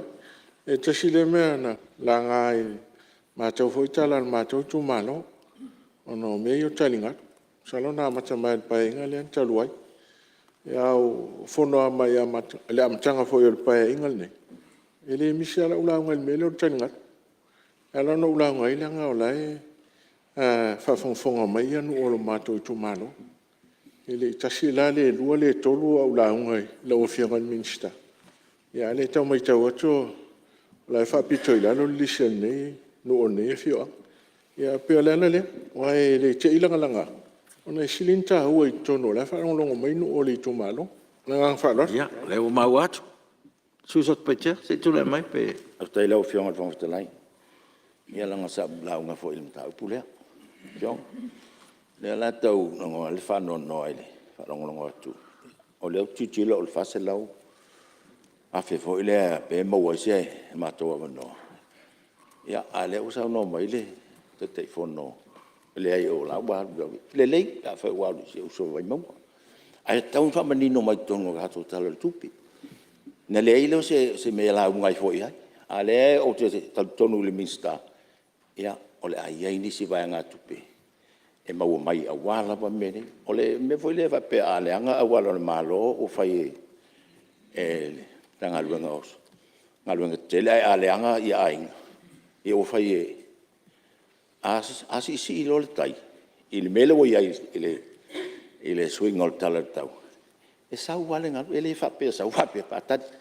A wale o lunga le awala la ngai. E sau wai whale o ainga, halu lunga le awala tele. E lua la tanga te tuna na sila iai. Ai, o iei ala utatunu. E iei ni ala ngā tupe. O, walapu tonga nei ala langi nei tau te iei. Lea sau tupe i atunu u mau mea. A wale a fianga o tala tau. Ya, unai e lewa. tātou. Mau Ai, atu tā sanga whenga lo lo whionga whionga. le mista. Se titi loane, wai, leo te whai atoi au. E tau anu me la rua pe numela tasil mātou nu, langa o ai le whale tol. Ia, a tāti at, tai. Lo whionga le. Lo whionga le. Whangwhtalai. Sui o whasalang numera. O sea lua. I o e lo whionga whaaftai. Langa le fwoi sa tā ua fwoi le tali ngalu i lau la unga nafi. Whaaftai ai le whionga le minista o leo ua whaamanino whainga whaavae mo tali ngalu. Tali ngalu e whai le LTA, ia mo tali ngalu fo e whai le MNRI. Ia le lau whaanongolongo maltitoa. Ia, whaaftai ia leo e manino o le tali ngalu lea sa o tau sangaina. Ia, mo le alia fo i le. Ia, e tua o iei e msalo se vaenga o le whaasela wafe lea.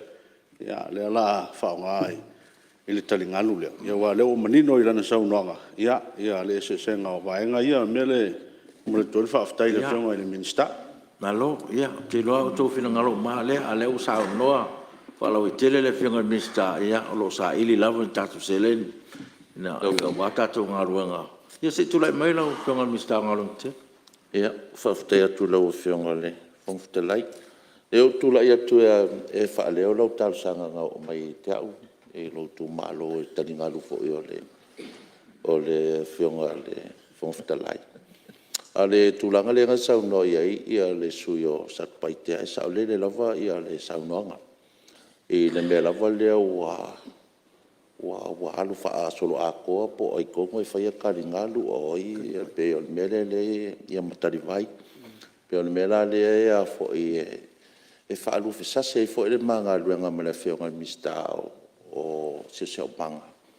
Ia ona o le tulanga sa whata o tō mai e tato whainga malo taluai. Ai whaftai le whionga i le suasat paitea o leo to e langa. Ia o se mea fo i e tau ona to e tanga i enta tu whainga malo. Ia ave a mea fo i me whai o ngā whaatino i le mtanga aluenga mne mtanga aluenga. Ia e leo se tūlanga fo na whai nei. O le mea la bo lewa ai sa o i le saunanga i lau whionga i le si tātou Fonotaga. Ia o se makamu whai a koe whaalelei nisi sa ngi mea fo i le sa tau whaale tonu. Ia man whaaloalo, a leo o mang whaaleo lau kalsanga lau whionga. Ia, mo mafuana ave ele tāsanga e o Mr. O whionga e whaalai. Oi, tūlai mai, e se si mea lau whionga. E leo te whaftai atu i le whionga le minsta. Le mea tonu alenga le whape whafurufisasi. Wananga leo tau tala u le mea lai tupu le matonu. E mua fia mai ainga, lalo la i. Le vea ilo male wala, lalo la oi. Lea ngā wakoe kusikasang, ia o rua uma. O ai lava, ia, ngā lua e whaila kari, ngā luma le awala, whaftai. Ia, tūlai mai lau whionga le. Ia, e sui o ngai whabongo no martas. Tai lau fionga mo le apanoa ia tula ia te foi. Whaftai tele le whatoa pe tau mai o mai ia le mita o pule nei. Ia pe o le tulanga e pe o na sao novo ele sui o sa peiteo se mea lea ka sawa kai ka o kui la pa molo kai kumalo wa leva kele. Ai e sa oai. Onga o le kulanga kongu lea ia e mua a fia ia. Pai onga kongu le awan. Ia po le mo po fela ave el fa mua po le ase kan malo po soi fu ka ka pe o mea nga le wo fa fia le wo ka fa pula mai inga ia mangingo ai po ai ka ke po i ka ke ko ku ia le si kai mi o le ala ka mai ai fa mo le sa nga le fiunga mingska ia o le ala ka sa ili meng seleng ia wa ko kele o lo ka sanga ka ngai ku melenga fa alwan Ya, la fiunga mingska fa o maro sono. Aftai. Nei o le wha mau mai ia suina sauno pe for na watu se vai nga lamtang siria mal tolus fulu sui o tato mauta salanga ia ai le la ve ai la mal sui le o ngai fu mau ngalu i se fa o tasi fa malia tu la ile tu langa le o awal o talingal ai pe na watu se o le o fa ta o tole por kalame am tanga luenga i luo e sa ilia ai ma sia vaenga wa le ngata o le Palemene nei a Palemene o mai ona fa tino ila i o la tato fa moi la fionga le fon fitalai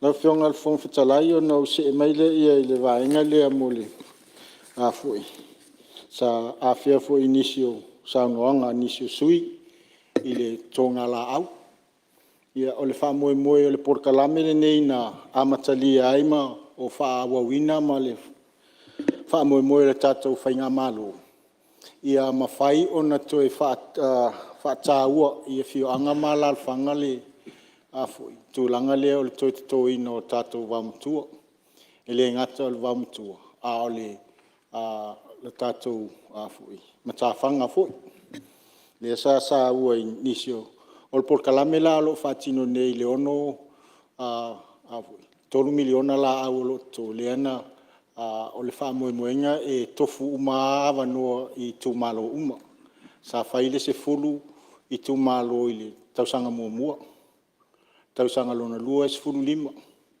o le tausanga lona tolu e fa moe pe luas fulu ia uma i fo le ono tausanga wa aufia uma i tu malo i lima fulu tasi o le tatu atunu ai le tau tasi fo i fa pena le vamatua o vaenga o lo iei ia tatou apo vai o tatou watershed o iei nisi o fianga pe ona maua saunoanga se tasi o sui ia o tonga tongu lei o vaenga uma ia e fai ona faatino ai mga lulua ele mtanga luenga ma fioanga o nisi fo i fioanga o i tu malo ia e tau leise se lauta ale tele lava o matafanga ia e aona ngā lua i po ala au e te tau le ngata o tonga tongu ia po ala au e tāua malelei e whetau i mo le tau fio o le tafi e se atu o le tatou matawhanga.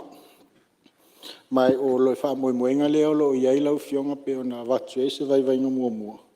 E wha sokolia uma i tū mālo o le tatou atunu. Lau fionga i atonu fwoi au ngāle nei vaenga e le tatou mawhtanga. E a watu e se tu o lalo. I niso i tū mālo ua maea ona a fo i sainia tātou whiangainga. Whai asi tu wai o kukuo tātou. O le tele o le naunau ta inga ina ia wha ngā solo por kalame. Ina ia mawhaina wha soa tu isi i tū mālo a o lo o tu wai le to tō male ngā lulu e whātasi ina ia mawhai ona a whātaunuina nei wha mui. O le ala fo i lea ua tau tu wai ai ia a fo i le whātino ina. Ona i le o ngai o ia tātou tū mālo ai peitai o tātou whiangainga e sainia. Ia o le taitai whono lava o le whono whaavae le sainia ai, malana whono whaavae. Ia watu ai la le tua lalo i whaipule uma ma a fo i ua maea o na sainia whiangainga. Se i ngā luan, so ani mai tātou mga tāngā luenga. Ia ma ngā lue fo i ma i tū mālo. Lo iai fo i le wha moe moe o ngā lue, i le mtanga luenga, ma nisi o fio anga ua iai le lātou, a wha mua i le wha sauina le ngato le lauta. Ia o le sio manga fo ina i mwhai ona toi to ina. Lau fionga ile. Lau fionga whangwhutalai. Ia, malia lau fionga le mestase tuatu. Susat poitea. Foi le sau na unga e nafi. Le lau whalongo atu le ua. O tō tele ia i tu malo ia te whalongo atu le ai. E a fia. Au do whapsili lana. O le alto e ngā criteria na whai e tanga luenga. E whiwhiri ai e tu malo nei. Wa le au te loa. E le i otoal nei. Le nei por kalame le matou. Le matou tu malo. Ia tairu e isi tu malo i au tafa. Ai, nā pia mai foi pe pena whawhenga whaile e selection criteria. Nā lai un whamomua po. E whamomua o na una ua whaafia lato wamatua. I po le altulanga i ai. Po le altulanga. E pia mala mai lau fionga. Ia, tūlai mai lau fionga mista. Haftai lau fionga at whangwhitalai. Tai at fwoi sui. Moni o lesa whaai lo fwoi le whiningalu. Lau fionga at whangwhitalai Iai pe ona silingia po akwa tiuia mua o sa vai na I porum sa vai iai ni tu malo sa vai iai ni tu malo I porum lua o I tu malo o lo ile tausanga mua malo na lua le sa vai tu malo o iai ni la to por kalame o fa tino ina ai ia po fa sao ia iai ni fa sao ia malevaenga o I fea I tu malo o lo mana o mia le to e vave to ina me se lava vaenga o lo iai e tātou ele apu vai. Pe ona mai tauina ma moli mawina foi. Ile tele o lo longa ia ua le ilewa tele atu nei.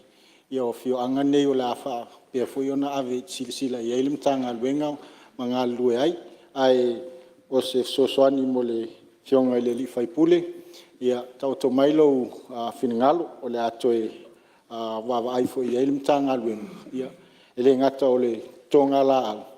Ia alvaenga tonu lea pe ona e saunoa ia fianga le tai I lo longa lea fue mai tauina le tātou tanga luenga ia fianga le tumalo mai tātou king tide le sa ia tausanga utuana ia tele lava ia vaenga o I lea fue ta vaenga o le tātou atunu e whataua ina ia fianga suia inga tau ona fianga o ele tumtawhanga Ile le fionga le li faipule le sui o sa fatatas e moni ai o lo sila iai le tatou mtanga luenga fo I le tarusanga lea ai au pea ona whailo o wasia ia le tatou fioanga leo sa napu ma sa tau no fionga le fonfetalai whanua noa I le whainga mua le talinga lua fioanga ia Ua tele atu le afianga o manga lawa iai. Ile whaatulangana le na whai e taringalu. Ile toa oi o sa napu ma sa tawa. Sa wa iti ale ala vai. Whai atu taringalu. Ua to iti 5 le selau mita le vao o vai. Le uar watu ile sami. Ma ua tele a sila i el temine. O tua maota o sa napu tai. Ua tele na pepe umale tongu. Uar watu ile sami. Le ala fui la le toe wawa ai po le ase se whainga e au ona whai titi e ia fianga nei ona o telena al watu le sami I tua maota o a inga foi a ua walevan whaatino ia taringalu sa napum sa tau a o le fuafuanga foi atonu sa e lewa I tau e uma taringalu ia ona le lei eile I ole sio manga le tumalo peta iani wasili atu le afianga le ua ia mai taringalu O le fautuanga fo ile I tātou fioanga ma lalfanga meisia tātou sui o le Palemene. O le naunau ta inga lava ina ia wawa aipo le ali tua inga coastal protection e whetau I ma lea vaenga. O le telefo I o fioanga ua whaitaringalu. Ia ua sola leononi ua tele na pala. E awala o na fua le tua inga taringalu. Po se a foi beach replenishment, po se sea wall, e tu uait au tafa, po le toi to la au, ina ia tau tau fio fia ia, fianga ia le suia inga le tau, vaenga ia lau fionga I le whongwhitalai. E aona sila ia e fautua I foi ma, wheloa e foi ma fioanga. Pe a o ina whaatino le tātou por kalame, na fionga le whongwhitalai. Lau whionga le, o whitalai. Ia, Maria lau whionga minister, sei tula mena lewa, ta ua ia, si sa fata botas. Ia, whaftai lea, sau lea le, sau nonga le whionga minister. A le mai taua no le mātou tu mano. O le malo si leo ngana. Ngalo le lua tu mai sa taimi o le ua vai te leo suinga taimi tai o ai le tai. Wa afia ia tu afaleo wa inga o ai mauta malawala ia. O la tuale sua tai le la tuanga ia tonu. Ia o le afaina na o le mātou le va vai. Te langona foi o mele usau no ele finga minister o va tele le va.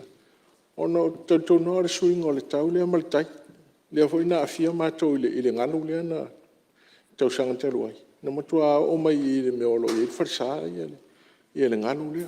Pe le mātou le fai tau le. Tūlanga le, ai mo i le ia saunanga le whionga minister, na ngā whaelor. Whionga whangwhitalai, pe musia wano. Olau whionga pe o le mei tau atu le saunoanga le tai whono komiti.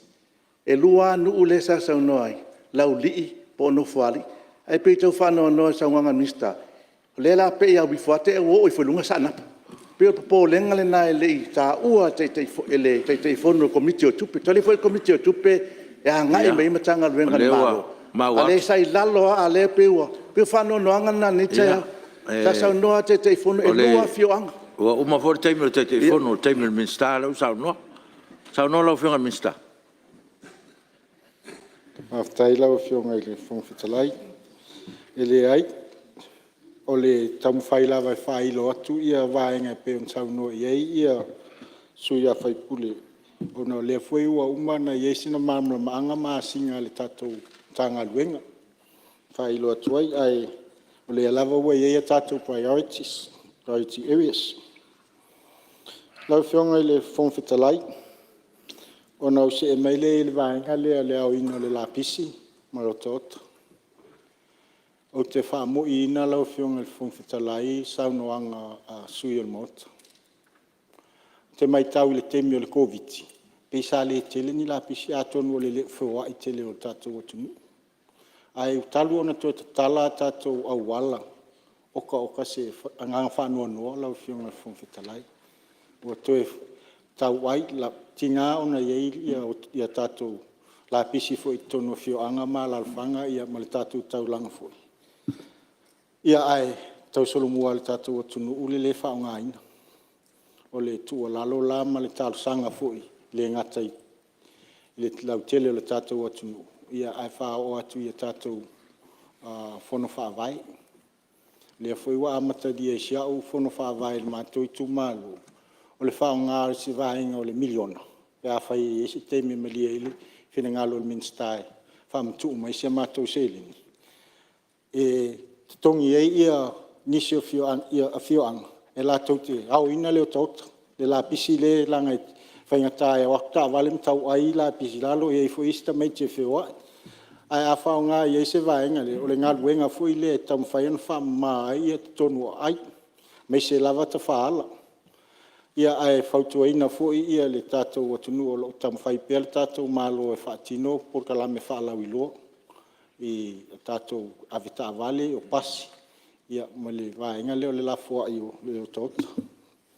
Lau whionga le whongwhitalai o no se mai le lisi vaenga leo le au nanga le mtanga luenga. Ia e watu malu i puenga pa whai ua ia ise le ato atoa le au nanga mtanga luenga le au ino le lapisi. Ai a whai lava e o le whautuanga a lea watu lolo le lapisi le aso taunei. Longo mai mtanga luenga. Longo mai mtanga luenga. Ona whaile ringa luenga i kon karate. Ona lewa ave e whatu tuanga le tātou malo i kon karate au lapisi. Ma whatau i aso e awa i alatou lapisi. A whailawa le whatino ina. A longo mai le mtanga luenga. O i ona am whai ona wave. A whafo si aile ne ia fianga. Ua iai fo ia por kalami ala tātou mtanga luenga. Ua toe whaapopo ai nisi o zones. Mai tauina ua zones ina ia telekon karate. Ia lava le teimi e au aile o tau taman la pisi tatou. Mai sa e nei vaenga tu taulanga. Ona o tele au ala fou. Ua tele ia fale fou. Tele a inga fou. ia e au au lai titi ia le taimi e whaatapu la aina konkarate e whai o nā wai ia la pisi. O se sosoani atu lea i lau fionga ia e leo tu uai le wawa ai pēa le tanga luenga po anisi awala e toe whaali lei ai. Lo iai foi fofuanga le tātou tala le tupe ma le porkalami. Ia e iai tātou waenga foi ia ele o iai nia fio anga mani a lalfanga. Ia po mea ia po vai vau. Ia ina ia mawhai foi ona whata oto ia le au ina. O lapisi ia vaenga ono le konkaratilo iai nei. Ia na le au mua vau ma au lapisi.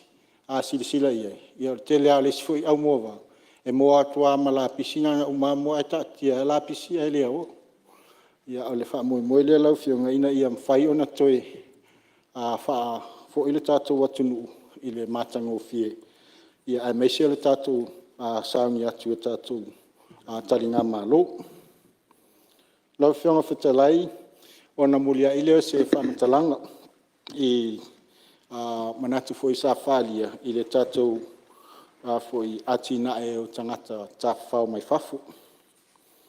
Ia mai tauina lau fionga li tausanga o tuanai, lia foi na whaalia nisi o sui o tātou Palemene le nei whataltanoanga. Ia le uti o le se leni o tuu atu le tātou pūlenga o tangata Tiafau. Ia leu foi it's not what you have, but it's how you use it. A sila ia i le se leni na whamtu atu i le tātou pūlenga o tangata Tiafau. Ai i tonu o le se furu masina talua na tala tātou pora. Ua sili atu lea whai o tangata Tiafau mo i sili ma se lau, se furu fitu i se lau dua se furu afi. Tangata ua o mai ia. E se a awala o le tele o foi o i lātou ia o tangata al tātou o tunu. Ta alom whanau foi po a inga ua. Le wana tā whiai poras, le ua asia mai. Ia awa iai foi a tātou whaalau i loa. Ua si tia ai le tātou a foi au nanga o pūlenga tangata Tiafau. Mai le vaenga lau fionga ua se wha tāpenanga foi ia le tātou pūlenga. Whailo ai ua silia ma le iwas furpasene o company po a whalapo putonga tuma oti. Sa o latou whaatinoina au nanga tau tangata Tiafau. Leo toi talai, leo toi whawhainga luenga tangata. Ia ole te wainga le leilea, ona ole tele o tasile o atina e au pito e silina fia i le teimi o tātou koviti. Ia lau fionga le ngata fo i lea, ia o tātou meli. Ia ole tonu ole nei a sifuru masina, silia ma le sifuru walu ia meli. Tusalia ma se tolu sifuru afi, tangata Tiafau o mai, i te tonu o tātou atunu. O se whainu meo te le, ma ole i lātou foi o lo Apia na mau wai whamanuianga ia o taxi, o i lātou whai mea tau lima, o tour guides, o Apia foi na o atu. O le aunga se whamatalanga lau a whionga i le whongwhitalai. E uina uti le se leni sa whamatu mai tausanga o tuanai, ma le tausanga nei. Au lo sila te to ale mtanga luenga ma le pūlenga. I au wala ma whai, ona si tia ai la tātou au nanga. Ia ma whaalau i lua leo tātou watunu mo tātou tuwisi. O whaapea foi ona. Au whionga wanga whetalai. Ia, kani e rau whionga mesta, se i tula mai sui o satpita. Ia, amalo atu le whionga le mesta. Ia, tau fuale sau. Noa i le whionga mista. I le whaititia leo tupe. Le lea whaupunga lea. It's not what you have, it's how you use it. But the more you, it's always better to have enough. Ina whaongata tau lea. O le atu silingia. O na tau sanga le ntea. Iwa milionga le tupe lea na watu whaalu le. Ai o tau sanga ne upa ule fitu milionga. Tasi male afa milionga ua besa.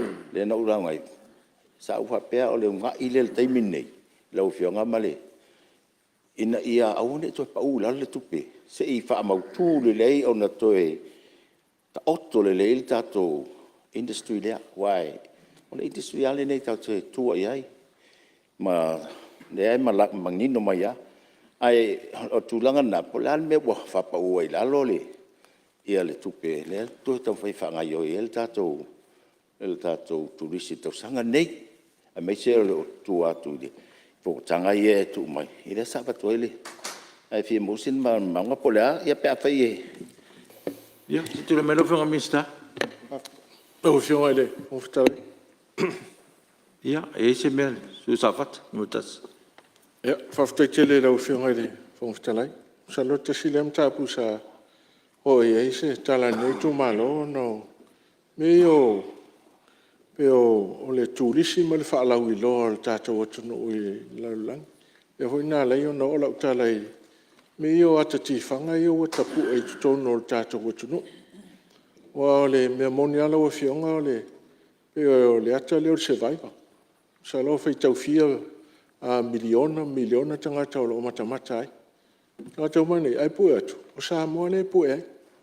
e hoi lea na tau vavao ai tātou mota ai tāua i tau foi lea e na mātou whilo ai ma lea fo utoi anga i mai au pue ati whanga nei na pue fo tau sanga lente nei e le o male fio mai tono Samoa o le te lei o le whaalau i loa le ati whanga nei tono o le atunu na hoi lea tau whaistala e langa i te leo tātou whaalau i loa ia ma ave i tupe le tātou malo wa le tele o turis o i le tele tātou tupe maua ia ora o fili la e lo whanga te ngalo sui sino so soni wa le tati whanga le o tāpena ia o whanga mista mo moro i le masina ia au kuso malanga ang whaloa after ila fiong from ftalai ia mo le so soni atu fo i le fausile le suio sa tupaitea o le sivaenga tā uolo ia i le tātou porkalame i le tala tupe o le tātou STA. O wa maua le whao pōponga o le sosoani a stadia. E ala le tautai program. Le ala wha sisila ia i le pūlenga. E wha tino ai ia le teleo nisi o marketing i tono a stadia ma sosoani fo i tono le tātou tunu. O ia i fo i le porkalame a le New Zealand. Lo fa pea ona fa mtu e tapena ai tatou sites ina ia fa leia ia mavava ai fo inisio mata anga fo e ona mfai ona fa leia ia mafala we tele foi ia tatou fio anga malalfanga tele inisio mata anga ai le mfai ona sila fia e fio anga malalfanga o e ono mau ai ni lato watinai o tangata turisi o isi o vaenga whapopo ia na se tasi o vaenga o le tatou tala o le grants i le tausanga utuana sa le mwhai o na whaonga o na lena tuai na tala tatou bodas o vaenga i e tolu ia o ia tatou se le ni whapopo o le isi foi vaenga lau fionga le fonfetalai ia pei o na a ta ua foi sa no ia le fionga le tamaitai men stau tupe ia tapenanga o le chokam ia o le isi vaenga o le tapenanga lea o lo ia isi vaenga e sosoani fo i mole a tapenaina o tātou a fo i atina e wha tangata Tiafau o lo ia fo inisi o sosoani mo i Latu Development Bank ma isi tātou company a fo i toma oti al malo e ma whai ona asia tātou atina e sosoani ai o a wala ia pei ona tau watu aise vai inga lau fionga e mo le suia sa fata whaftai lau langolango ina o le atina e o le survivor ia lau fionga al fonfetalai o le kapeneta sa whiutanga i malea company ta silea vaenga pe ona whailo atu o le whaonga tau o tātou seilini ma wala mwhai o le lea lana i o e lātou e mai mo le tausanga utia. Nā i ma le tausanga nei. E pu e Samoa lātou wha moe moe. I o whiutanga inga ia ma awala fui. O afso soani whaen wha tino le malo. Ia ale nau nau tainga. Tele i o promotion pe moni ai le saunoanga. Sfuru vai aso wha alu le ata leo se vai vai Australia. Tasi leo tele o tangata ua tau tō waa mai. Ia o le makamata se vai vama. E iai fui la isi ati na e o fuafuaina ma sa whaatinoina i tonu le nei tau sanga wha tupe pe o le Concession Motherland ia o nisio o whaamoemoe lea o tau au tō waa mai le ngata o tangata tātou walong whanau o lo ia tunifa. Ia nisi fo i o whaamoemoenga o le tausanga nei o lo whaamoemoe ia au kuso e whai eile le tauwanga telele o le World Outrigger Distance. Ia e luas furu lua i le tolis furu atunu o le au tō waa mai. Ia mawhatino ina fo ia lato competition i nei Samoa. Ia tasi fo i le awala o lo whapea o na ngā lua ili tātou pūlenga. Ngā tai lea ia pe en sila fia ta longa la kapi o lo fai nei ia le masin fo fai ia ta longa ia PNC ia o lo vaenga uma nei o lo fa pea ona sila ia le puleng mai si fo io events e ma fai ona fa la tele le coverage o tato ona ele ma fai ona fa tu sai tato se leni i sia tunu ia pe ofiti ma la tonga e tele ia avenues and faina promote i latou alo tatou vai i tako small wins ia e tele ai sa tatou atina e lau fionga fonfitalai ia lau fionga fonfitalai lau fionga fonfitalai o le ua tali manino le minsta i mea sa e langa o e foi le fautuanga no fua o le tali ala le malo le tali le minsta o la fo e la to fuanga ping pa vai le ele o vai tu sui tali ale fionga mista na o sina fautuanga e va tu mista la ngol mele sa tar no anda le sa no mele mista o se laudu su li ba fe tangata is furu masina ale tar no atu au ile sa no ngat mai tai ia tu no fitu a fe tangata malanga mai Samoa ole se fautuanga la ba mas to la e man ia pe a fa ma oti mai a tangata Tiafau tourists i tatou whamamonga nei o nei lo le ia how the tourism le wa mau atu finngalo suimar ia ese mai tangata o tatou atu nu le mai whena sa mai le sta man tanga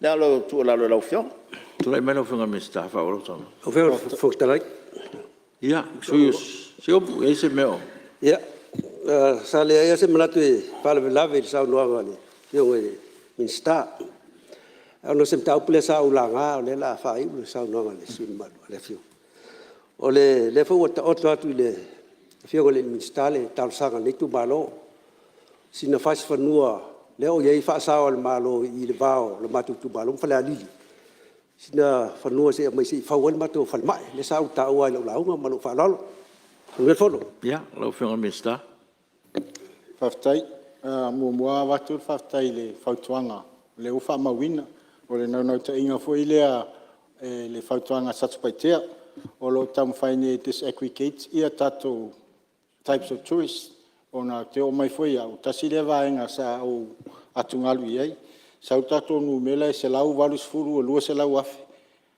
al tele tangata yo tangata Samoa ien no foi nei le la tam fai e fatulanga ia disaggregate po ia tato tangata Samoa lo o fafum to o mai o ai ia diaspora ia mai tato ainga VFR ia apo fea foi ia turisia ia bona fai tourist o ai tangata turisia mai Tiafau o ai tangata turisia mai Fonotaga o ai tangata turisia mai Talonga o le whaamoemoenga le ina ia ata oto mai se ata whape ona tato i loa foi le tuaina marketi o fea vaenga tato te target ia ma whatustusa foi ia tato whaltani malu pe o le tele o tatou whaltani malo o tangata e o mai Talonga e le manao mia ia 5-star hotel po o tele o tangata e manao mia 5-star hotel o le development le tako tourism development le vavai e ina ia fuafua le mo le alualu i luma e lau fionga al fonfitalai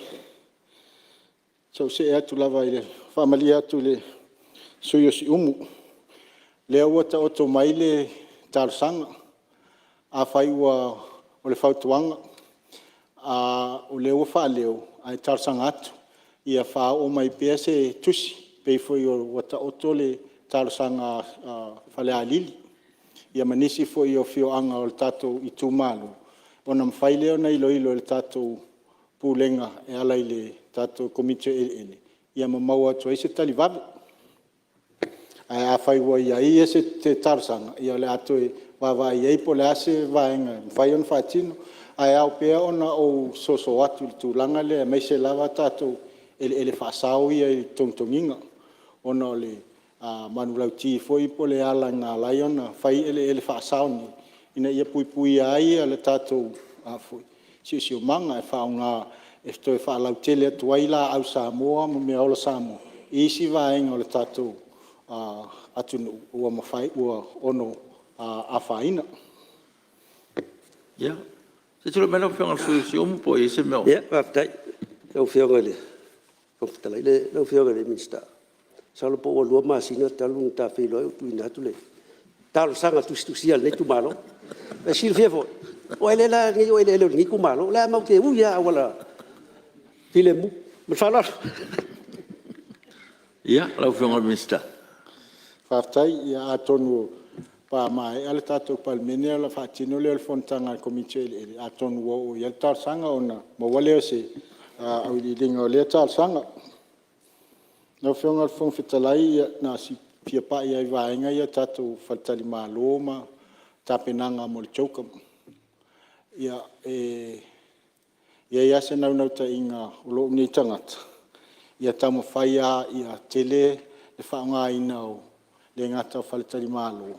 Au apitanga fo yo tato o ainga ma rental places o foi Airbnb o Airbnb e tono tato tunu ile tapenanga le terminei ese talata mai o lo mana miani rooms e la ile luafi a faile a le la tal sanga toi foi o fai foi fasa la ngale ale mtanga ale pulenga ia mal committee foi o lo tapena ina le vainga e mafai e ona a mai ia fale foi po nisio ainga o lo fia faunga mo le temilea ai ia mafai ona tapena mau atu ina ia fai titi ai ia potum na umia ai tarsanga toi fo ia le avanol nei ono telin fasala ia tonu le mau nisio o ainga ia po la tau fo ia fia whaongale a wano.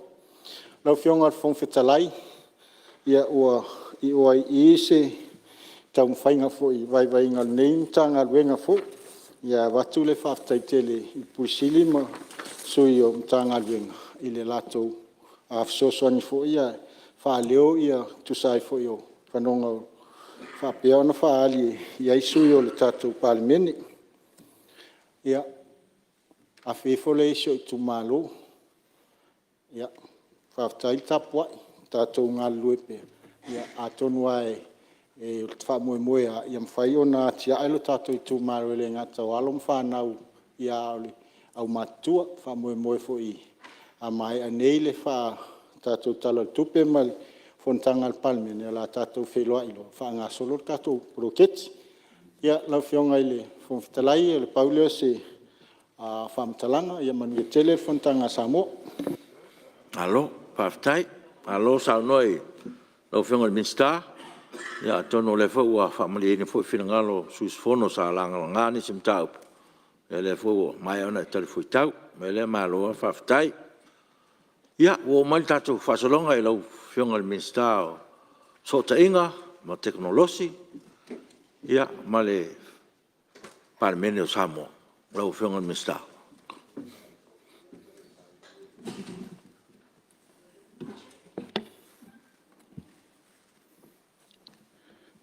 Whaftai tele lau whionga le whangawhitalai. Ia, mo le awa noa o le neisu ngā whono. Ia, o le sui o le neitu malo e mo le mori fo eise.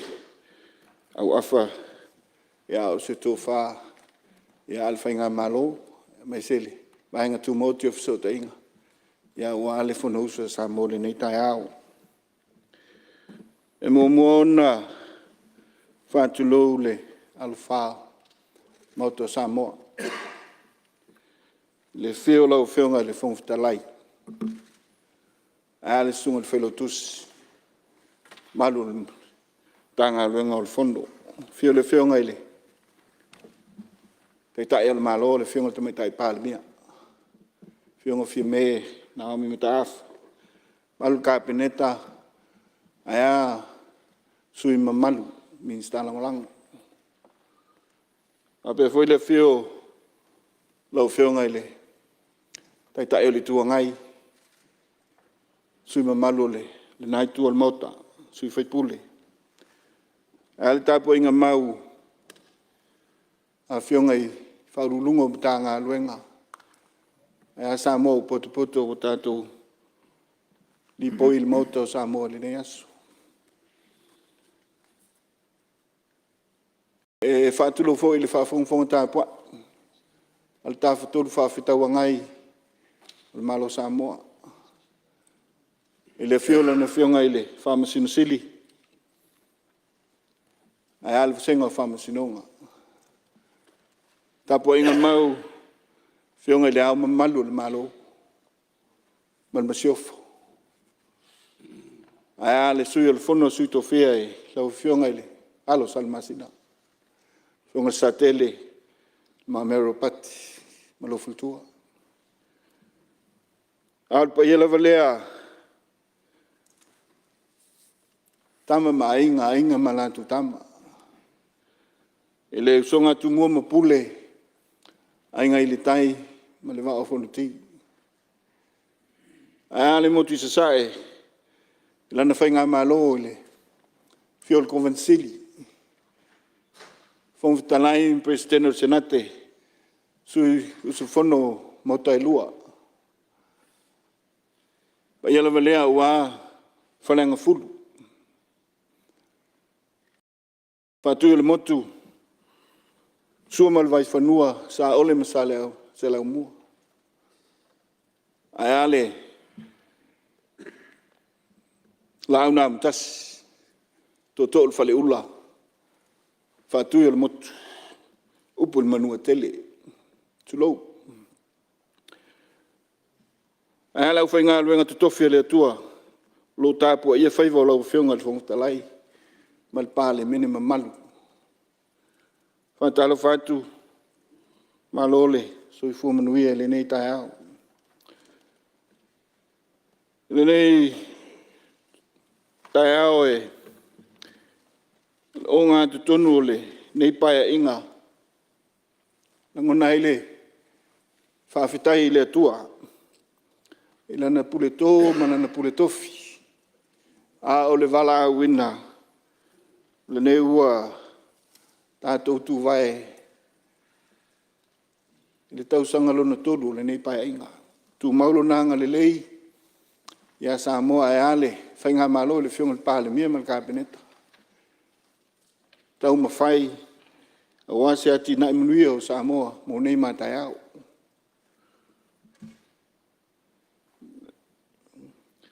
Si o tu malo. Fiola ngafa mlalu nofo. Ale tapo inga mau. Fale a lili. Tawanga esese. Ai whape fo e. Au whainga luenga tutofia le tua i so se. Whata whai taulanga. Maalore tapuai. Maalore whai te talo. Lau whionga le whongutalai. Tau ma whai atu. Ia. Se sao le nei. Tā ngā luenga. Me lea lau whionga i whaurulungo ma tā ngā luenga le tātou sekta. Whionga le whao. Ia, misi le whionga i angisa ma tupai. Me se lau tu whasa tama. Tā poi maia. Se whaisu tātou sao ia manu wao wale. Fono usua Samoa. Se lau whionga le mistalang lang. Sungon whipule. Ia. Fiono te nina koite ta poi me manuia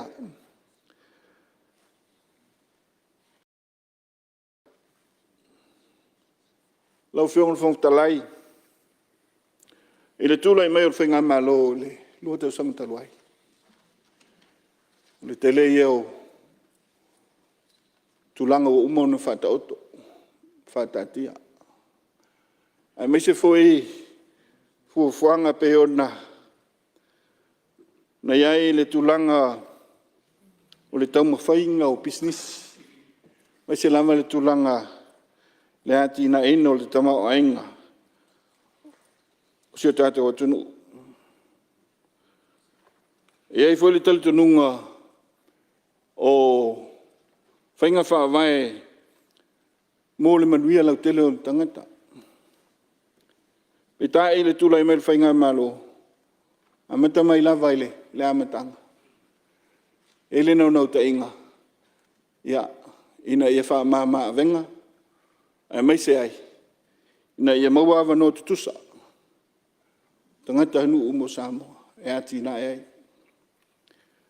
O le whatu le ama le o ngā tutonu le mule o tā penanga le nei roto sanga. Te pena i whainga whawai ina ia le lei whatau tonga whisota inga tono lo tātou atunu. Au nei whainga whawai o lo iailewa ainga lau te tele.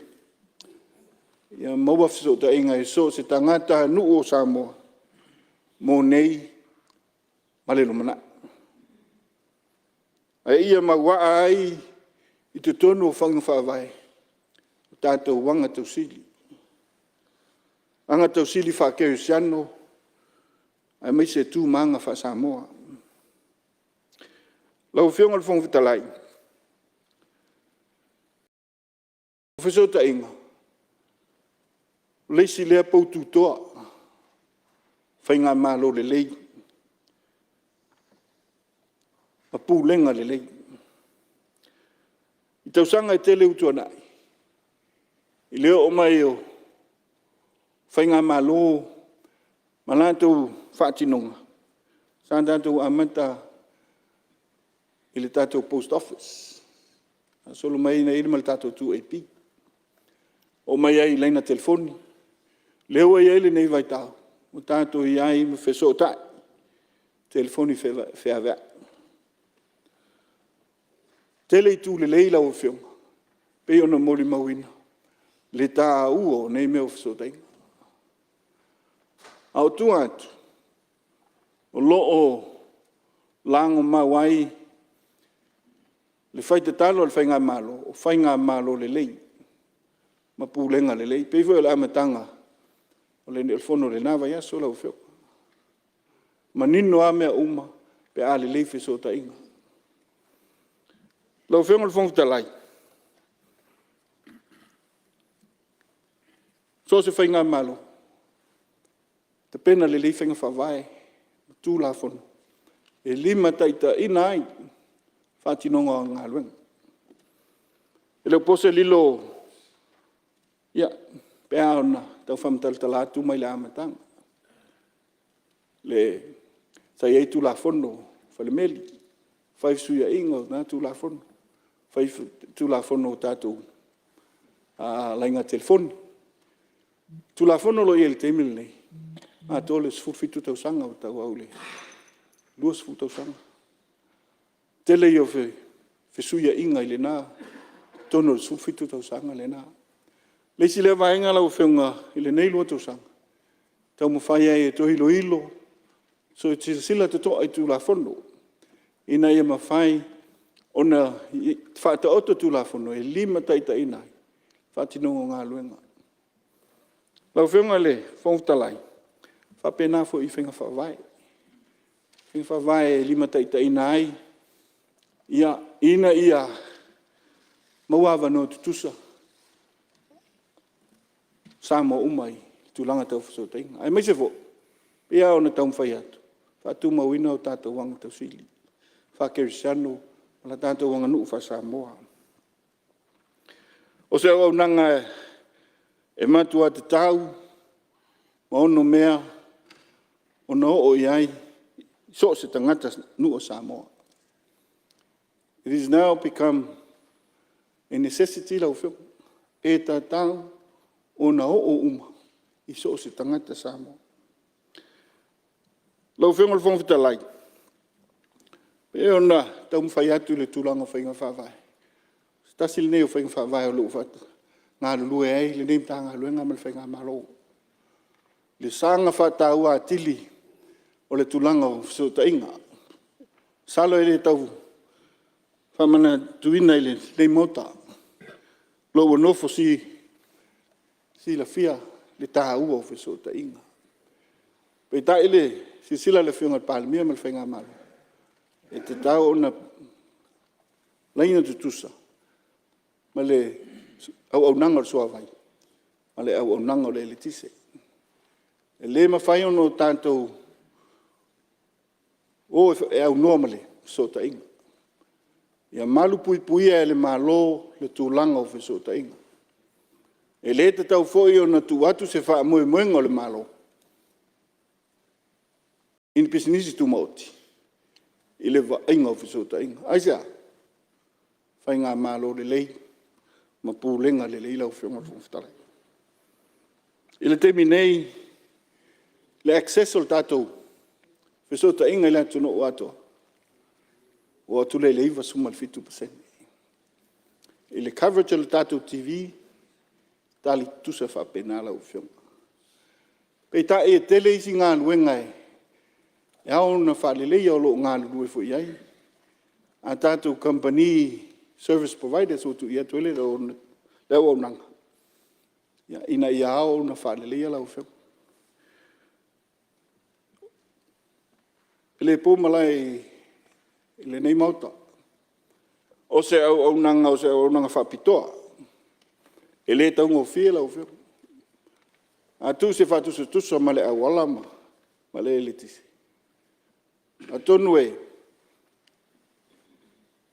A toa le luas fultausanga. Tu mau ale technology o le au ala. Tu mau le technology o le elitisi. Pei ta e le whesota inga. Le leo tātou mai tau. Sfultausanga taluai sa e se fo technology. Le wo mai le teimi nei, ua sui fo. Lona winga, o teimi umalawa e sui. Sui fo equipment, sui ia metotia e whaonga ina, sui systems. A ia kamani, e le taungo fiela o whionga le, whongtalai. Ai mai sei, le tō mai whapitoa o tangata, insinia. Mai lan tau o e o lo wa aia, ia nei tā penanga, ina ia le leife so ta inga. Isi tātou atunu. Lala lea lau whionga ai. Ia tu motu la iti, e ia i Samoa, a meise atunu tau atia. E hao na a puti puti, ma wa aia le lei, ia le tulanga lea lau whionga le whongtalai. Ona pea ono tamu whai atu. Le ngata e tāu, a e le tau ngofie lau whionga. Lea i le, i le au te lenga, pea ona a fuole Samoa i le Pasifika. Iwa sufitu. Ida tunu umalalang. Pawa ele tulanga o ele tātou coverage. Pawa leo le tā penanga la uwhionga e. O lo tau mawhai i eile. Ile tanga luenga le ngata i tūla whono, whainga whawai, capacity o tātou ngata. O le whaawa wina lea la uwhionga. Ina ia mautino. E le motusia tātou whasotainga. Ma e au umai so se tafo le atunu. Tūlanga tau whasotainga. E o lava i tātou whana witi lau whio. Ile tūlanga lono lua i le atina ino le neivainga tu mauti. O le tūlanga le o to mai o tātou tangata. E tā ua le neifa moe moe lau whio. Pea o na sila fia. Ia, mwhai ono fōru tā wale. Ai a le sila fia e. E se avel ta vale tulo. Ona ave ta vale pele fo sele se. E le tala fer ngai. Le no ta inga le la o whionga le. No nei foi vainga tu mo oti tau feso ta inga. Ina ia maua sila fia uma ete. Tangata Samoa. Le nei vai tau mo le numanai. Whaonga ina te tau feso ta inga. Le ala leo le. Nau le whionga Palemene mai ara mtanga. Tato free internet. Ia long whanau. Wha whetai i lea tua. Uma le leile nei. Aso o tātou whono le. Talafa tau o le tupe. Le isau no se tasi i le tūlanga tau internet o a onga. Wha whetai i lea tua. I lana whasoa. Me se fo.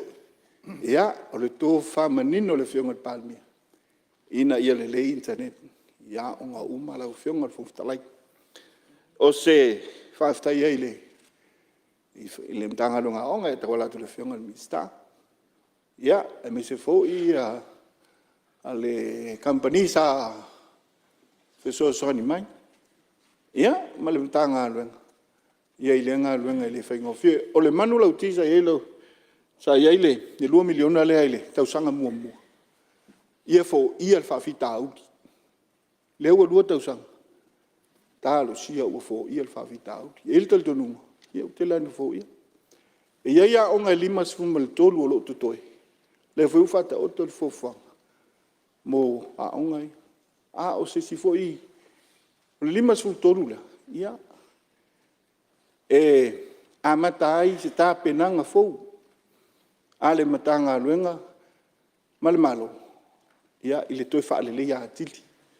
Ia o tātou whesau ta inga. I le tulanga ole. To mai o tātou tangata lau whiong vaenga lo na lua. Ati na e o mtanga luenga. I le tulanga me whainga malo lau whiong ele. Whongfitalai. Ia.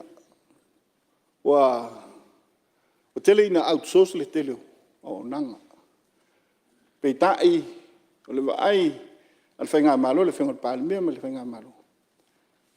E le o tele ni tātou se leni. Le nganga lea lau whainga o lo tau mawhai e a puti le resource. Ma toe tapu e le tomai, a mese fo il whatinunga o ngā luenga. E te tono le matanga luenga. O lo ta oto atu ile. E le komisi, tāngata whainga luenga le malo, le tāru sanga le matanga luenga. Ao le nganga lea lau whainga. O lo o asila sila i tātou service providers o lo o iai temine. O top engineers o lo i te tono service providers. O i lan tau sa tapu e tu te tono Samoa tau. O le telo engineer sa o lo ngā lue ma ua se ei mai ma vea ma whauru lungo i mtanga lunga. Both Vodafone o le titisau. O engineer sa tapu e atui. Fuafuanga le malo sa whaatatia. O le nau ta inga pea o na tele sa unanga le mautele. Sioti engineer, sioti fuamai, sioti ia le loia, professionals, specialists. O le, ia o se sengo whainga whawai. Whainga whawai sa whata o toai le outsource. Ia, ao ina si ilunga le tau. Le ngā whatia tau 5 le maro. Peo lisi le vaenga lau whionga. Tau mu whai aile. Whai ngā malo e toi ati ae. Tā ngā luenga. Le ngata ile. Whatino ino ngā luenga. O lana roli le va. Ia lea. O au nanga peo na iai. Lisi vaenga lau whionga ina isi tiel to mai o tātou tangata. O le ati na ina tātou nu itua. Le mawai atu nei sa whaalau I loa ai. Ia le tātou le taiala. Ia po le sector plan. Taiala le nei vaenga tu mauti. Fufuanga alo le mamau le vaenga tu mauti. Lota oto I le naulau a whanau kapeneta. Fufuanga o le tātou digital transformation. I te tonu I le nei digital transformation. Se tasi o vaenga tā u o le nei ati nai.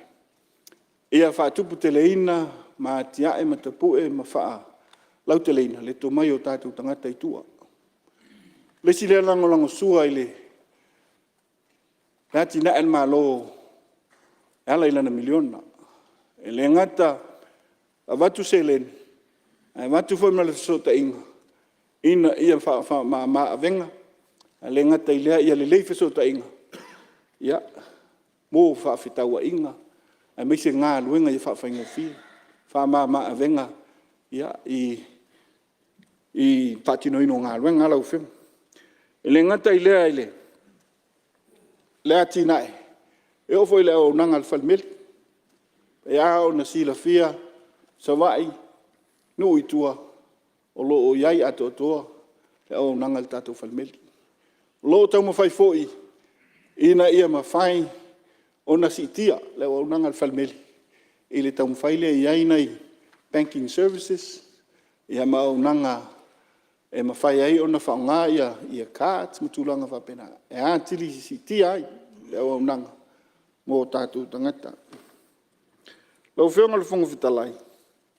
Al vaenga mulu si tia o. Sa unole isio whaipula le mota. E le tūlanga le survivor. A sila ia. Te leo no tātou. Aftai lau whionga male. A whailau tusi. O tele na manta mai o tātou. Tangata I whafo le tātou whono.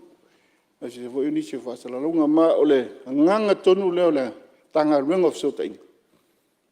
Ina ia le leita pue le tātou content. I Samoa nei. Mata mai ai ma mai mua mai ai lo tātou atunu. Mai whafo. Nai lo tātou sila I platforms o lo I whafo. O le nganga ina ia mawhaio na mau I Samoa nei tupe mau. Peo lesi lea vaenga a o pu ina nei ia ata tifanga peo survivor. Lo tau mwhai fwoi le tanga luenga fsota inga. Ina ia ta pue le to mai o tātou tangata. Le whaatino ingo ia ngā luenga le pu ina o ata. Lesi lea vaenga lau whionga I tāua mō le numanai. Ai mai se lawa, I le tūlanga fsota inga mana tina au iso tātou tunu. Vaenga lau toru lau whionga I le. Sa sau noi fo ire, te lo sui ol mauta. O le pui ngō tātou tangata. Mai se lawa I tātou whanau. I le tūlanga peo na iai peo na o amata se. For sanga le neimtanga luenga mal vang to moti. Ia ianga tau sili o loo. Fau ai le teleo. Whinga whawai. Manino ai o tātou wanga tau sili whakeu san. Mai se langai. Whanua. Loa whatuina le tātou Cyber Security Division. Sila I vaenga whapene. Vaenga nei, se tasi o latu ngā luenga mō mola o whionga le whangwhitalai. Te minei o lau a amata o na active le tātou filter. Oma o na tuina I te tono ngā luenga stasio service providers. O leisi o lo whatali ale lātou. Le lātou ioenga ma le whatino ino le vaenga. Au le filter le nei lau whionga. Le filter ai vaenga I le te tau sila I ai. A tātou whanau. Tulou mota. Isi ngā luenga pui ngō tātou tangata. Ina ia whatu mawina. O tātou wanga tau sili. Lau whionga le. Whongtalai. Loa ngai mai fō I masa ili le. E mtanga luenga. Loa mata o na whanga inai. Ia tātou motutua oi. Ia pia o tutuila. Tulou mota. Le tūlanga o service whapitoa apps. E mawhaia ia ele mātua. Ia ona sila. Ia I websites matulanga o lo whaongai alo whanau. Pe ta ila o whionga ele taungu whi. Sila fo ele. Ma loman tanga luanga. Ia I se awala e whawhaingo whi. Ina ia mawhai lava. Ona wha mau sali atili. Le pui ngo. Ya, o along whanau pe ona po I el mota. Ia, malvanga muli lau whionga I lau te lengo whaing whawai. Si tia lau o nangal malo. E leo po Malae le nei vai tau le. O nangal malo e. Ya. E le seleni tau whasosoa. E leo, e on sau no foi, sui te telefono tupe la soana nafi.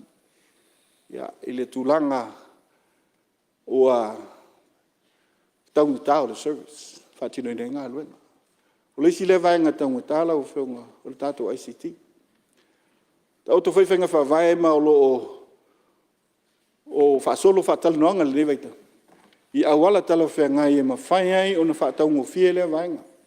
Peo on sila fia o le tele o nei o nanga le newaita. Whaamoe moe lava le teknolosi. Le internet. Telefoi o por kalame lungo le. O le computer. Ia whaamoe ai por kalame tusia mai whafo. Le sila vaenga la ufiong. O anga I ele tāpenanga le mtanga lunga. Ia mawhai o na whaamama venga. Ia whai titi ai fo ia. Tupe whaalu. Ale malo la ufiong. Ia, o le lau te lenga iau o whainga whaavai lau whionga. Ma ngā luenga lau te tele. Ia le neim tanga luenga o fsota inga.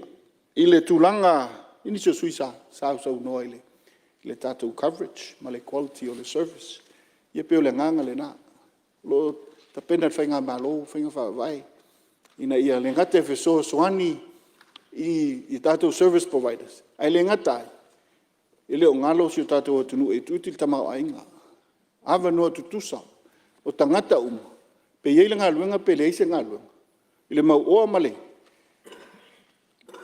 Ia pe whapena lau whionga. Lo o ilo to toa vaenga nei. Ona e le tau ngufi. Ia le tūlanga. Il whaatino ingo nei o nanga. Lau whionga whonga talai. O mai le ile. Ia, ile nisio suisa sa no foi. Ia ile au te lenga o tātou atina. Natu lo manino ai.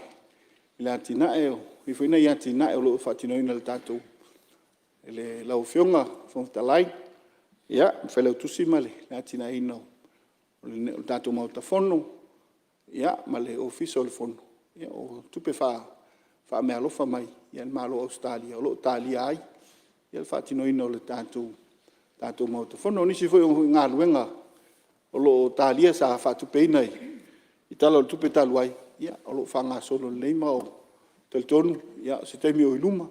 Ia, o na au mai fo ile. Ile yo i sau nonga, se sui manu le, e na o whailo. No lo fiolo whionga le. Whonga talai. Ia, e au fo i onu whamanino le mauta. Ia ngā luenga fo i ala whitai tunga. E lau whionga le whonga talai male. No, whionga le whonga talai ua tu lai male. Ia, mali e lau whionga min start e. Ia. Tua tu lai, te teile tuangai.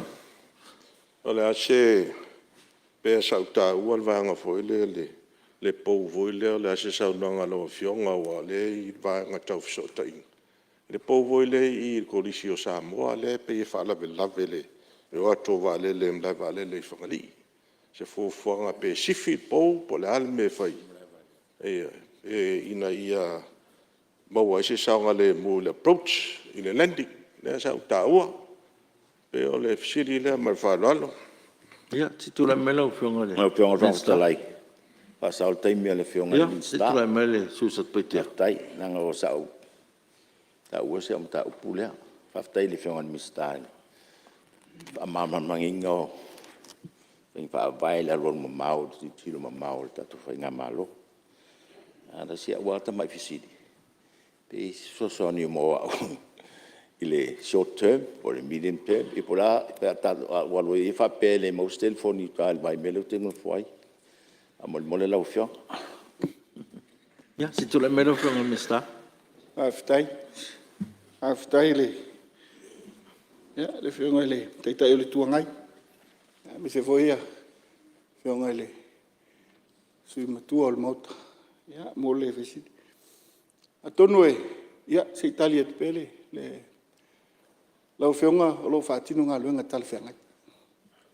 Le ngata il pulfaton. Ia ai mei se foi, ia nta ngā luenga o ngā luenga. Tu sa ai o le saonga le mu. Ia mautino. Saonga le mu. Whemela ngā inga. Ia I whaleli. Ia whapena. Awa le peo le si la fia ele. Le whionga le te le tuanga le pou le bitoma. Ana te le si la fia le si pou le si tu. Rua pou. Ia peo le nganga le na. O mai au na. Whaatino ngā luenga, awe fwoi tusi. Ia, e whaasoa ai male. I le tūlanga tala whengai. Lau whionga. Whaftai? Ia, te tūlai mai lau whionga le. Me stau ngā luenga. Oi, ia. Te tūlai mo mele me stau ngā luenga. Lau whionga whonga ia whaftai o le ua. Sosone atu le mta upule pe o na langa. O le tūlanga le pe o na iei ia certificate for ile sa lunga la lo tatu tunu le o manga isu le certificate nga le safety por sa ngale mo le airport o le pole ya sa o ya le tulanga pe nga mai le concern le ile polo tu ai o ko for le pole o le tu I le lo to Samoa college Ma ua uma fo'i la ona faia le survey ma tulaga fa'apena o le pouna o lo'o I fafo atu o le sone sauga lemu o le malae valele fagali. Ia ae fafetai o le alava e sili lava le maui melelei sao le saunoaga. Ia o le foi a matalutanoa ma le fioga le minista o sotaiga pe mafai ona iai se sifuafuaga e o le fa'amaulalo ia po le sifi ese. Kaua sa tau lava ona sisila mamao pea fo'i le ia le matagaluega. O le tatou malae valele fagalii le maua le mea fo'i le o le kakala kapugi sa le kauala o gai se tulaga fo'i lea ia lakalaka se mea fa'apea I le malae valele. Ai e faigofia le laufioga le fagafatalai le ama fa'asoa ma le fioga I le limista o fesotaiga. Ia ona fai leo se fuafuaga fa'apega ma le agaga fa'alolo. Ilo fionga Lau fionga te te tuangai. Ia, le eu te leanga I o ni saunoanga le minsta o e foi nei o le fionga olo. Ai e sa o le au te rita ua le si pouna. Ai sa. Ai sa ua pea lava e tauna le pou le pito mai. Ia le ua mai ma le si pou. Wa ki le lang ki le whawhikau. O ni pau pula le batu. O le ngakala o le saugale mulesi o le saugale mulesi ku au ki le mai la ma fafika I lo ku lai mai pa le be le atu galu ye le tau e ka ke le fa tala sua fo nta op la ngai a fie se vale a fie so I fo tangata o la o fe lo ingrid vale ala le si fie le po a tu lai mai la sfa ma wa tu la ngai leo ma wa tu la ngai o te tele tu mai o se fai tio ma le fonftalai te tu la mai la fonga mistanga lo ia o isi mau po uma ia sa no el te te o le tu ngai ia o le pea no fai atu o lo o multa ia ngaruenga matina o me ka umlai vale le ala tu la fono ia ma specification e fausi ai ia mlai vale le mamla mai la lo ia ma ta upun la mako o le la e fai a koile mako ngā ruenga. Ia ai o lango u fai a kunga se I matanoa man Minister of Sota inga le pou lea. O nga e manga ia foi le concern na le fionga le tai o le tua ngai. Ia per karia kulunga o le kulanga ia o lai sefe leika ko male valele mal falalo. Ya, tu lai mai lo fionga Minister faolo. Se tu lai mai lo Minister fa to. Yo le alawa tate tiro le taimila o fionga. Se la fomia I le vare pa ila ke rawa kwa pou aso. Ta alu tato tem tul minstau so ta inga man minstau ngalwen. Le o fionga al fong vetalai. Le wa ke ia karango mai a ule ma. Le wa mai on sa non minsta. Wa valele. Le wa mai sa non minsta. Le ko si fia la ko la to ngalwen. Ta ile tu mai. Falongo mai. Ia. Wa telefone lo sul fono ko ki fai se la fo ya. Ka ku la ia le ko e sa o mo sul fono. After lo fionga le. Ya. Tu lai mai lo fionga minsta. O le mele o le valele. A fau valele. E tu ia ile o le safety factor voide. O le safety factor la o le fauno le valele. Ele tit. O le safety factor o le faol fanua mai si me masan. Te pe fang vai. E te le luma fo anga lo feng fong te lai le tit ele safety factor valele. A wa fo ele ave se tangata. Ele ia onga le valele. Piulisi le vaenga lo fionga ona o le tulanga manino le na. E o vela o fionga I le valele. Male malai valele. Ele sia kia ta tu ini Samoa le mafai ona fonga. Le certificate na tasto lui vol valele. E sau le Pacific Aviation Safety Officer al Pacific. E sia kia le valele. Ma au mai le certificate. Foto am mafai ona operate. Le tato malai valele. Me na. So sonia tu. Lo fionga le fonftalai. Ma dia se tu la non minsta ngalo. O nga ia le fasifoi upule sa ngota ta yo le tua ngai e fasili pailaki. E le mele o safety. Ma dia lo fionga ta yo le tua ngai. E fa tono ton tanga luenga mlai valele antu la fono pailaki me fai. O sa onga lunga a whea ko ere o sefe ia awale anu ia ele pailaki. E whapenga e se fo ia tu la fono e multa ia e tato pailaki.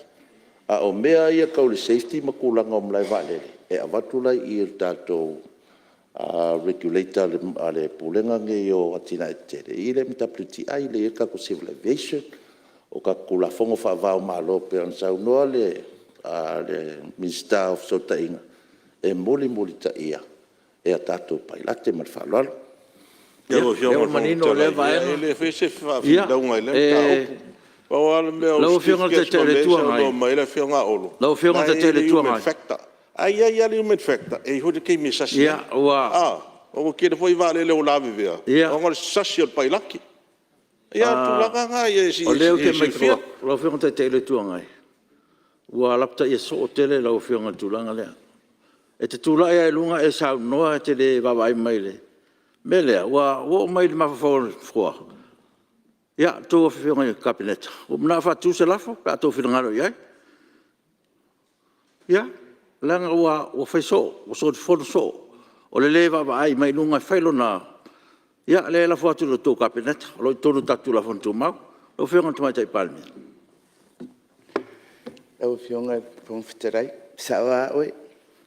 Ai ma to te talu sanga tu lo fina ngalo on sa atonu fai ale le abio ta yo le tu ngai ia aftai kalo le lo fion e malesi mea atato wol tu la fono tu mau o le to enga o le aso e ave el tanga e fa ala to 5 minuto ia aftai le ol mesila tau le o to fa fonga mai fina ngalo o Palemene man kabinet e fa pena fo ma fo o fontalai e se fa lo e se fo tu amano atu ia nei ai mai tau atu ia me sa lo fonga te tele tuanga e te tulai loa e ule lei mai au tafa fontalai melea o la ulapta inga muli le lo fonga fontalai le so le lo fonga te tele tuanga le wa fa fonga mai fina ngalo Palemene man kabinet e alo lo fa ia te oe ia ka fai mali ka ko mea ia se tulai mai lo fonga le Minister fa wa le sa ia va stai atonua le te telefone ia mole ole tar sangale fiongale sui matua fiongo sui sat paitea on memonia ia tulai mer fenga malo tau sileva businessi mal malo ai fa vitaia na nafi ia ole tulang fo ile mana otele ye fa ngal pa fa minstai fa tonu le fenga lenga tulo ana mala umele vo fona naft ia le la nga ye e fai se po so nile ai pe le se senga le venga malo lo fa ngal tu la fon to siele ala vo ia service provider fa tino la to o le la to o nang e fa manu ia le tu pe le nganga le na lo ai fa tino ngal ngal fa tu ngal venga malo e pe fa pena di no ta inga ia e to noi fa mai atu se tau ma fainga le nei ale nei ai nga tumoti ia le nei so foi male mala so male tato sunga fono e le tolto nunga la sen tulanga wo ia le tau ma fainga le tanga lo nga male vanga tumoti ia so mai le tu io e fina ngalo foi io sui fai pule ia atonu le atu lava se ni ai le fai vot pio la le up ia ai fa mo la lot foi pa le atu so mai le tu ia atu saso no ale pe ona de lava yaso mai ai se ia ile watu se fa mai senga ia ile tu foi malo se sta si foi io o tu tol tanga lenga le sunga felo tu si mal tato fono tu malo ia tala no malia ia mul toi fa mai senga ia le fionga ia maiava o ia mtaia ia polo talenga ia alva polo ia mo pele ama fananga ola o politus amuie fa no ia wai fa ma fanaina melea ia mo pele to fine mo le tu elo fionga felo tus ia me se lo fionga fo talai ia ono le fa nga ruanga lo fionga e ta ua le nei fenga malo le tautua lo fenga lungan malo o le tausanga le nei. O se tina sa au ngai le intanga luenga. Mai ale ta siva o no fa. O mai le so lo whainga luenga. Fitus fu val tausanga soifua. Ele sa amatanga lua me sa clerk ile post office. Ya ave ma oficinia ia ile lua afe. Ya tula ime whainga malo lua fitasi. Sa ave me whaila utusi o le min staff so tai. Ya whatoanga le nātai mi ronga atu sunga. E o me le aso le nei. Ia lo au na. O se whamanatu tā ua. Mo le nei vai tau. Au whainga aluenga. Ya. Mo le te lengang whawhitai. Tina ia kalameli. Leipen Collins. Ia so le au nanga. Ia fitu su walu tau sanga soifua. Ia o lof. Nga lue mo le intanga aluenga. Le ngang whawhitai. Ya. Si fiele tua le whawhitai le au nanga. Ia, lau whionga whangtalai. Ia, a whiane siu tu malolo tāpua. Whau mai se tala le nei tuasu. Ile fiolana ngafa ma lanu nufu. Tawanga se whala aliti. Ia, whapitau ngafa se tala ile fiohalo whanene. Ia, alo tōru. Fio le mtua whanene ma tōto wha. Ia, fio foile no tapa au whasina. Tui Samoa. Fio so le salvalasi. Ia, tia vasue. Ia, whaluflufinga, lufim taulo niu. Aing sala i mona. Ia, ea swafa. Laltai le lio aing. Ia, whala li mulima tala o whale. Mono manu. Ia, me se foi pa ia la inga sa talo. Talo mangau ma le usona tō. Tō sia pa ia farfasa e fio ai ia. Fonti ma teo. Ia, e ale lalta i lotu to wha. Ia, ma lotu i whale na man Samoa. Ngona lengan whawhitai. Ia, tāpua inga fōi ma le. Nufta tāl. Ale o whenga runga pa ia le atua i siu tui maro. Maro le. Le on sa. Maro fōi le. Whapalpale. Ia, na vas fou, ia, a meto no tātou wheiloi. Ia, le tapena ino le tātou miliona no lua. Ia, mwhanga solo tātou ngā luenga. Ia, mure tu whele. Ia, le whalo tutele. Ia, i lātou ele i o tuele. Tātou whasafua. Ia, i miliona mua. I o tāpena ngai au na mai o. Ia, tele nā lo whale atua mo tātou i tu malo. Ia, whau mai se tala lau whionga ele. Ia, whawtai tele. Mawale. Le mota, mo le awanoa, le tanga luenga. Whawtai whaururungo le. Tanga luenga, i lau tō ngā luenga. Mai se lava lei. Nei sekta. Whionga le whao ma. Tātou whaururunga. Ia, mālora ngā lurue. I ole te talo a masani pe o tātou whono. Le atue whamanuia. Tupe ma mea ia. Na ona soani o tātou soifua. O le manuia siti. Ala le whamanuia. Whionga wha nia mara kāpineta. Manuia nei whono. Manuia sa mo tā pua. Paftai. Alo, paftai. Sa unoa le. Lau whionga le minsta. Ia. Iu lawa le tātou taimi ia le lawa sa tuatu le manoa. Langa whaingta ia siu tu malo. Ai malo sa unoa. Le whaua whapula nisi tulanga sa finangalo le tātou mauta. Ia maloa sa unoa. Whaftai fo mo le whamamanga. Ia, taloe leu tātou o mai tātou te manawa. Ia, o le am whai an whawau, saunoanga talfui tau le tātou malo, pe a aulia le aso taiao, le lofo le tua. Ai u whamalo le usfono nei aso, pa i o Palemene, tau se ie le anga leo le tua le aso taiao, e mo le tu ielo, tau soi fua mo le ola, to e whawa wal tātou ngā luenga, whaftai fo i tapo inga, whaulunga tanga luenga, whaalapu tontu ma oti le tātou malo, ia, le whai titia le taua. O lo tau foi au unanga lango, o tātou tau manga wha malo le on sai. Whaftai sa moe lau tapo inga, ua mnuia whaivo lau Palemene le aso, ia no lau wha anono ngā manu, o te talo, ia iei pere anga le leo le tua si o tātou tunu. Ai tātou te rei tolpo, Ta sangatu lau fionga le sus fono to matai mo ala to sifo. Lau fionga al fono te sa lia stato tal. Mole pe mo se vanoa. Ia o lewa fa ai watu tato fono. Lewa tula ia tula o fionga e. Famanatu atu lau fionga sau noanga e. Famanatu le mautal Palemene nei. Tato to linga uli umayalo ia ile tulanga ila soataya mo le sawa ina tinam tu mai tai lau fionga mal fa. Ia faafetai famanatu mai ia tautuana tatou la iuri mo le asoataya. Ia tule me lau fionga le sui fa mai tatou fono star. Tatou te talo. E pa ia lava oile tua e whaavae e Samoa. Whaafitai te lelo mātua tua ilo file mu ma le tau mai. Na e whaau penga i sui o le nei Palemene.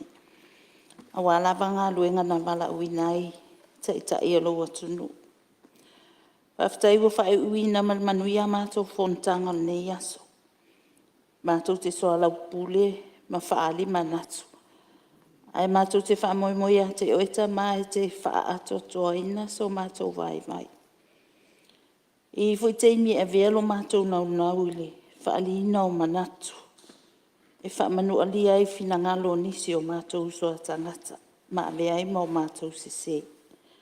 Whaamangalo mai lau Palemene.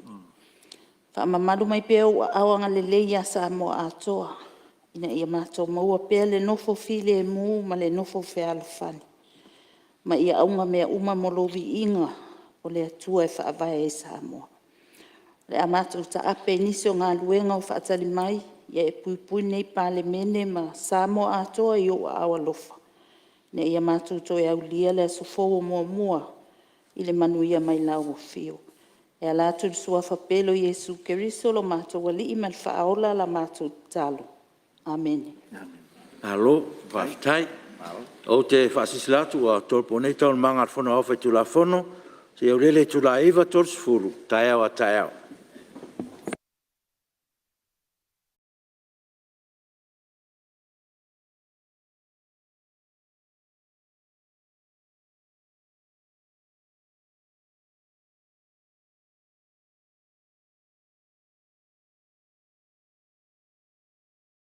O lawin siwa e au wala i se te unga tupe mo le lumana i manuia. E mole puipuinga tau tupe o lo soifua, mai mawhai o na tauna no atu, mo so se mahua anga i te whina ngalo iai.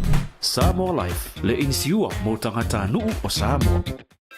We're here to give the opportunity to people for full-time work in New Zealand as a skilled worker, so trades, carpenter, mechanic, or anyone who's successful with the quota.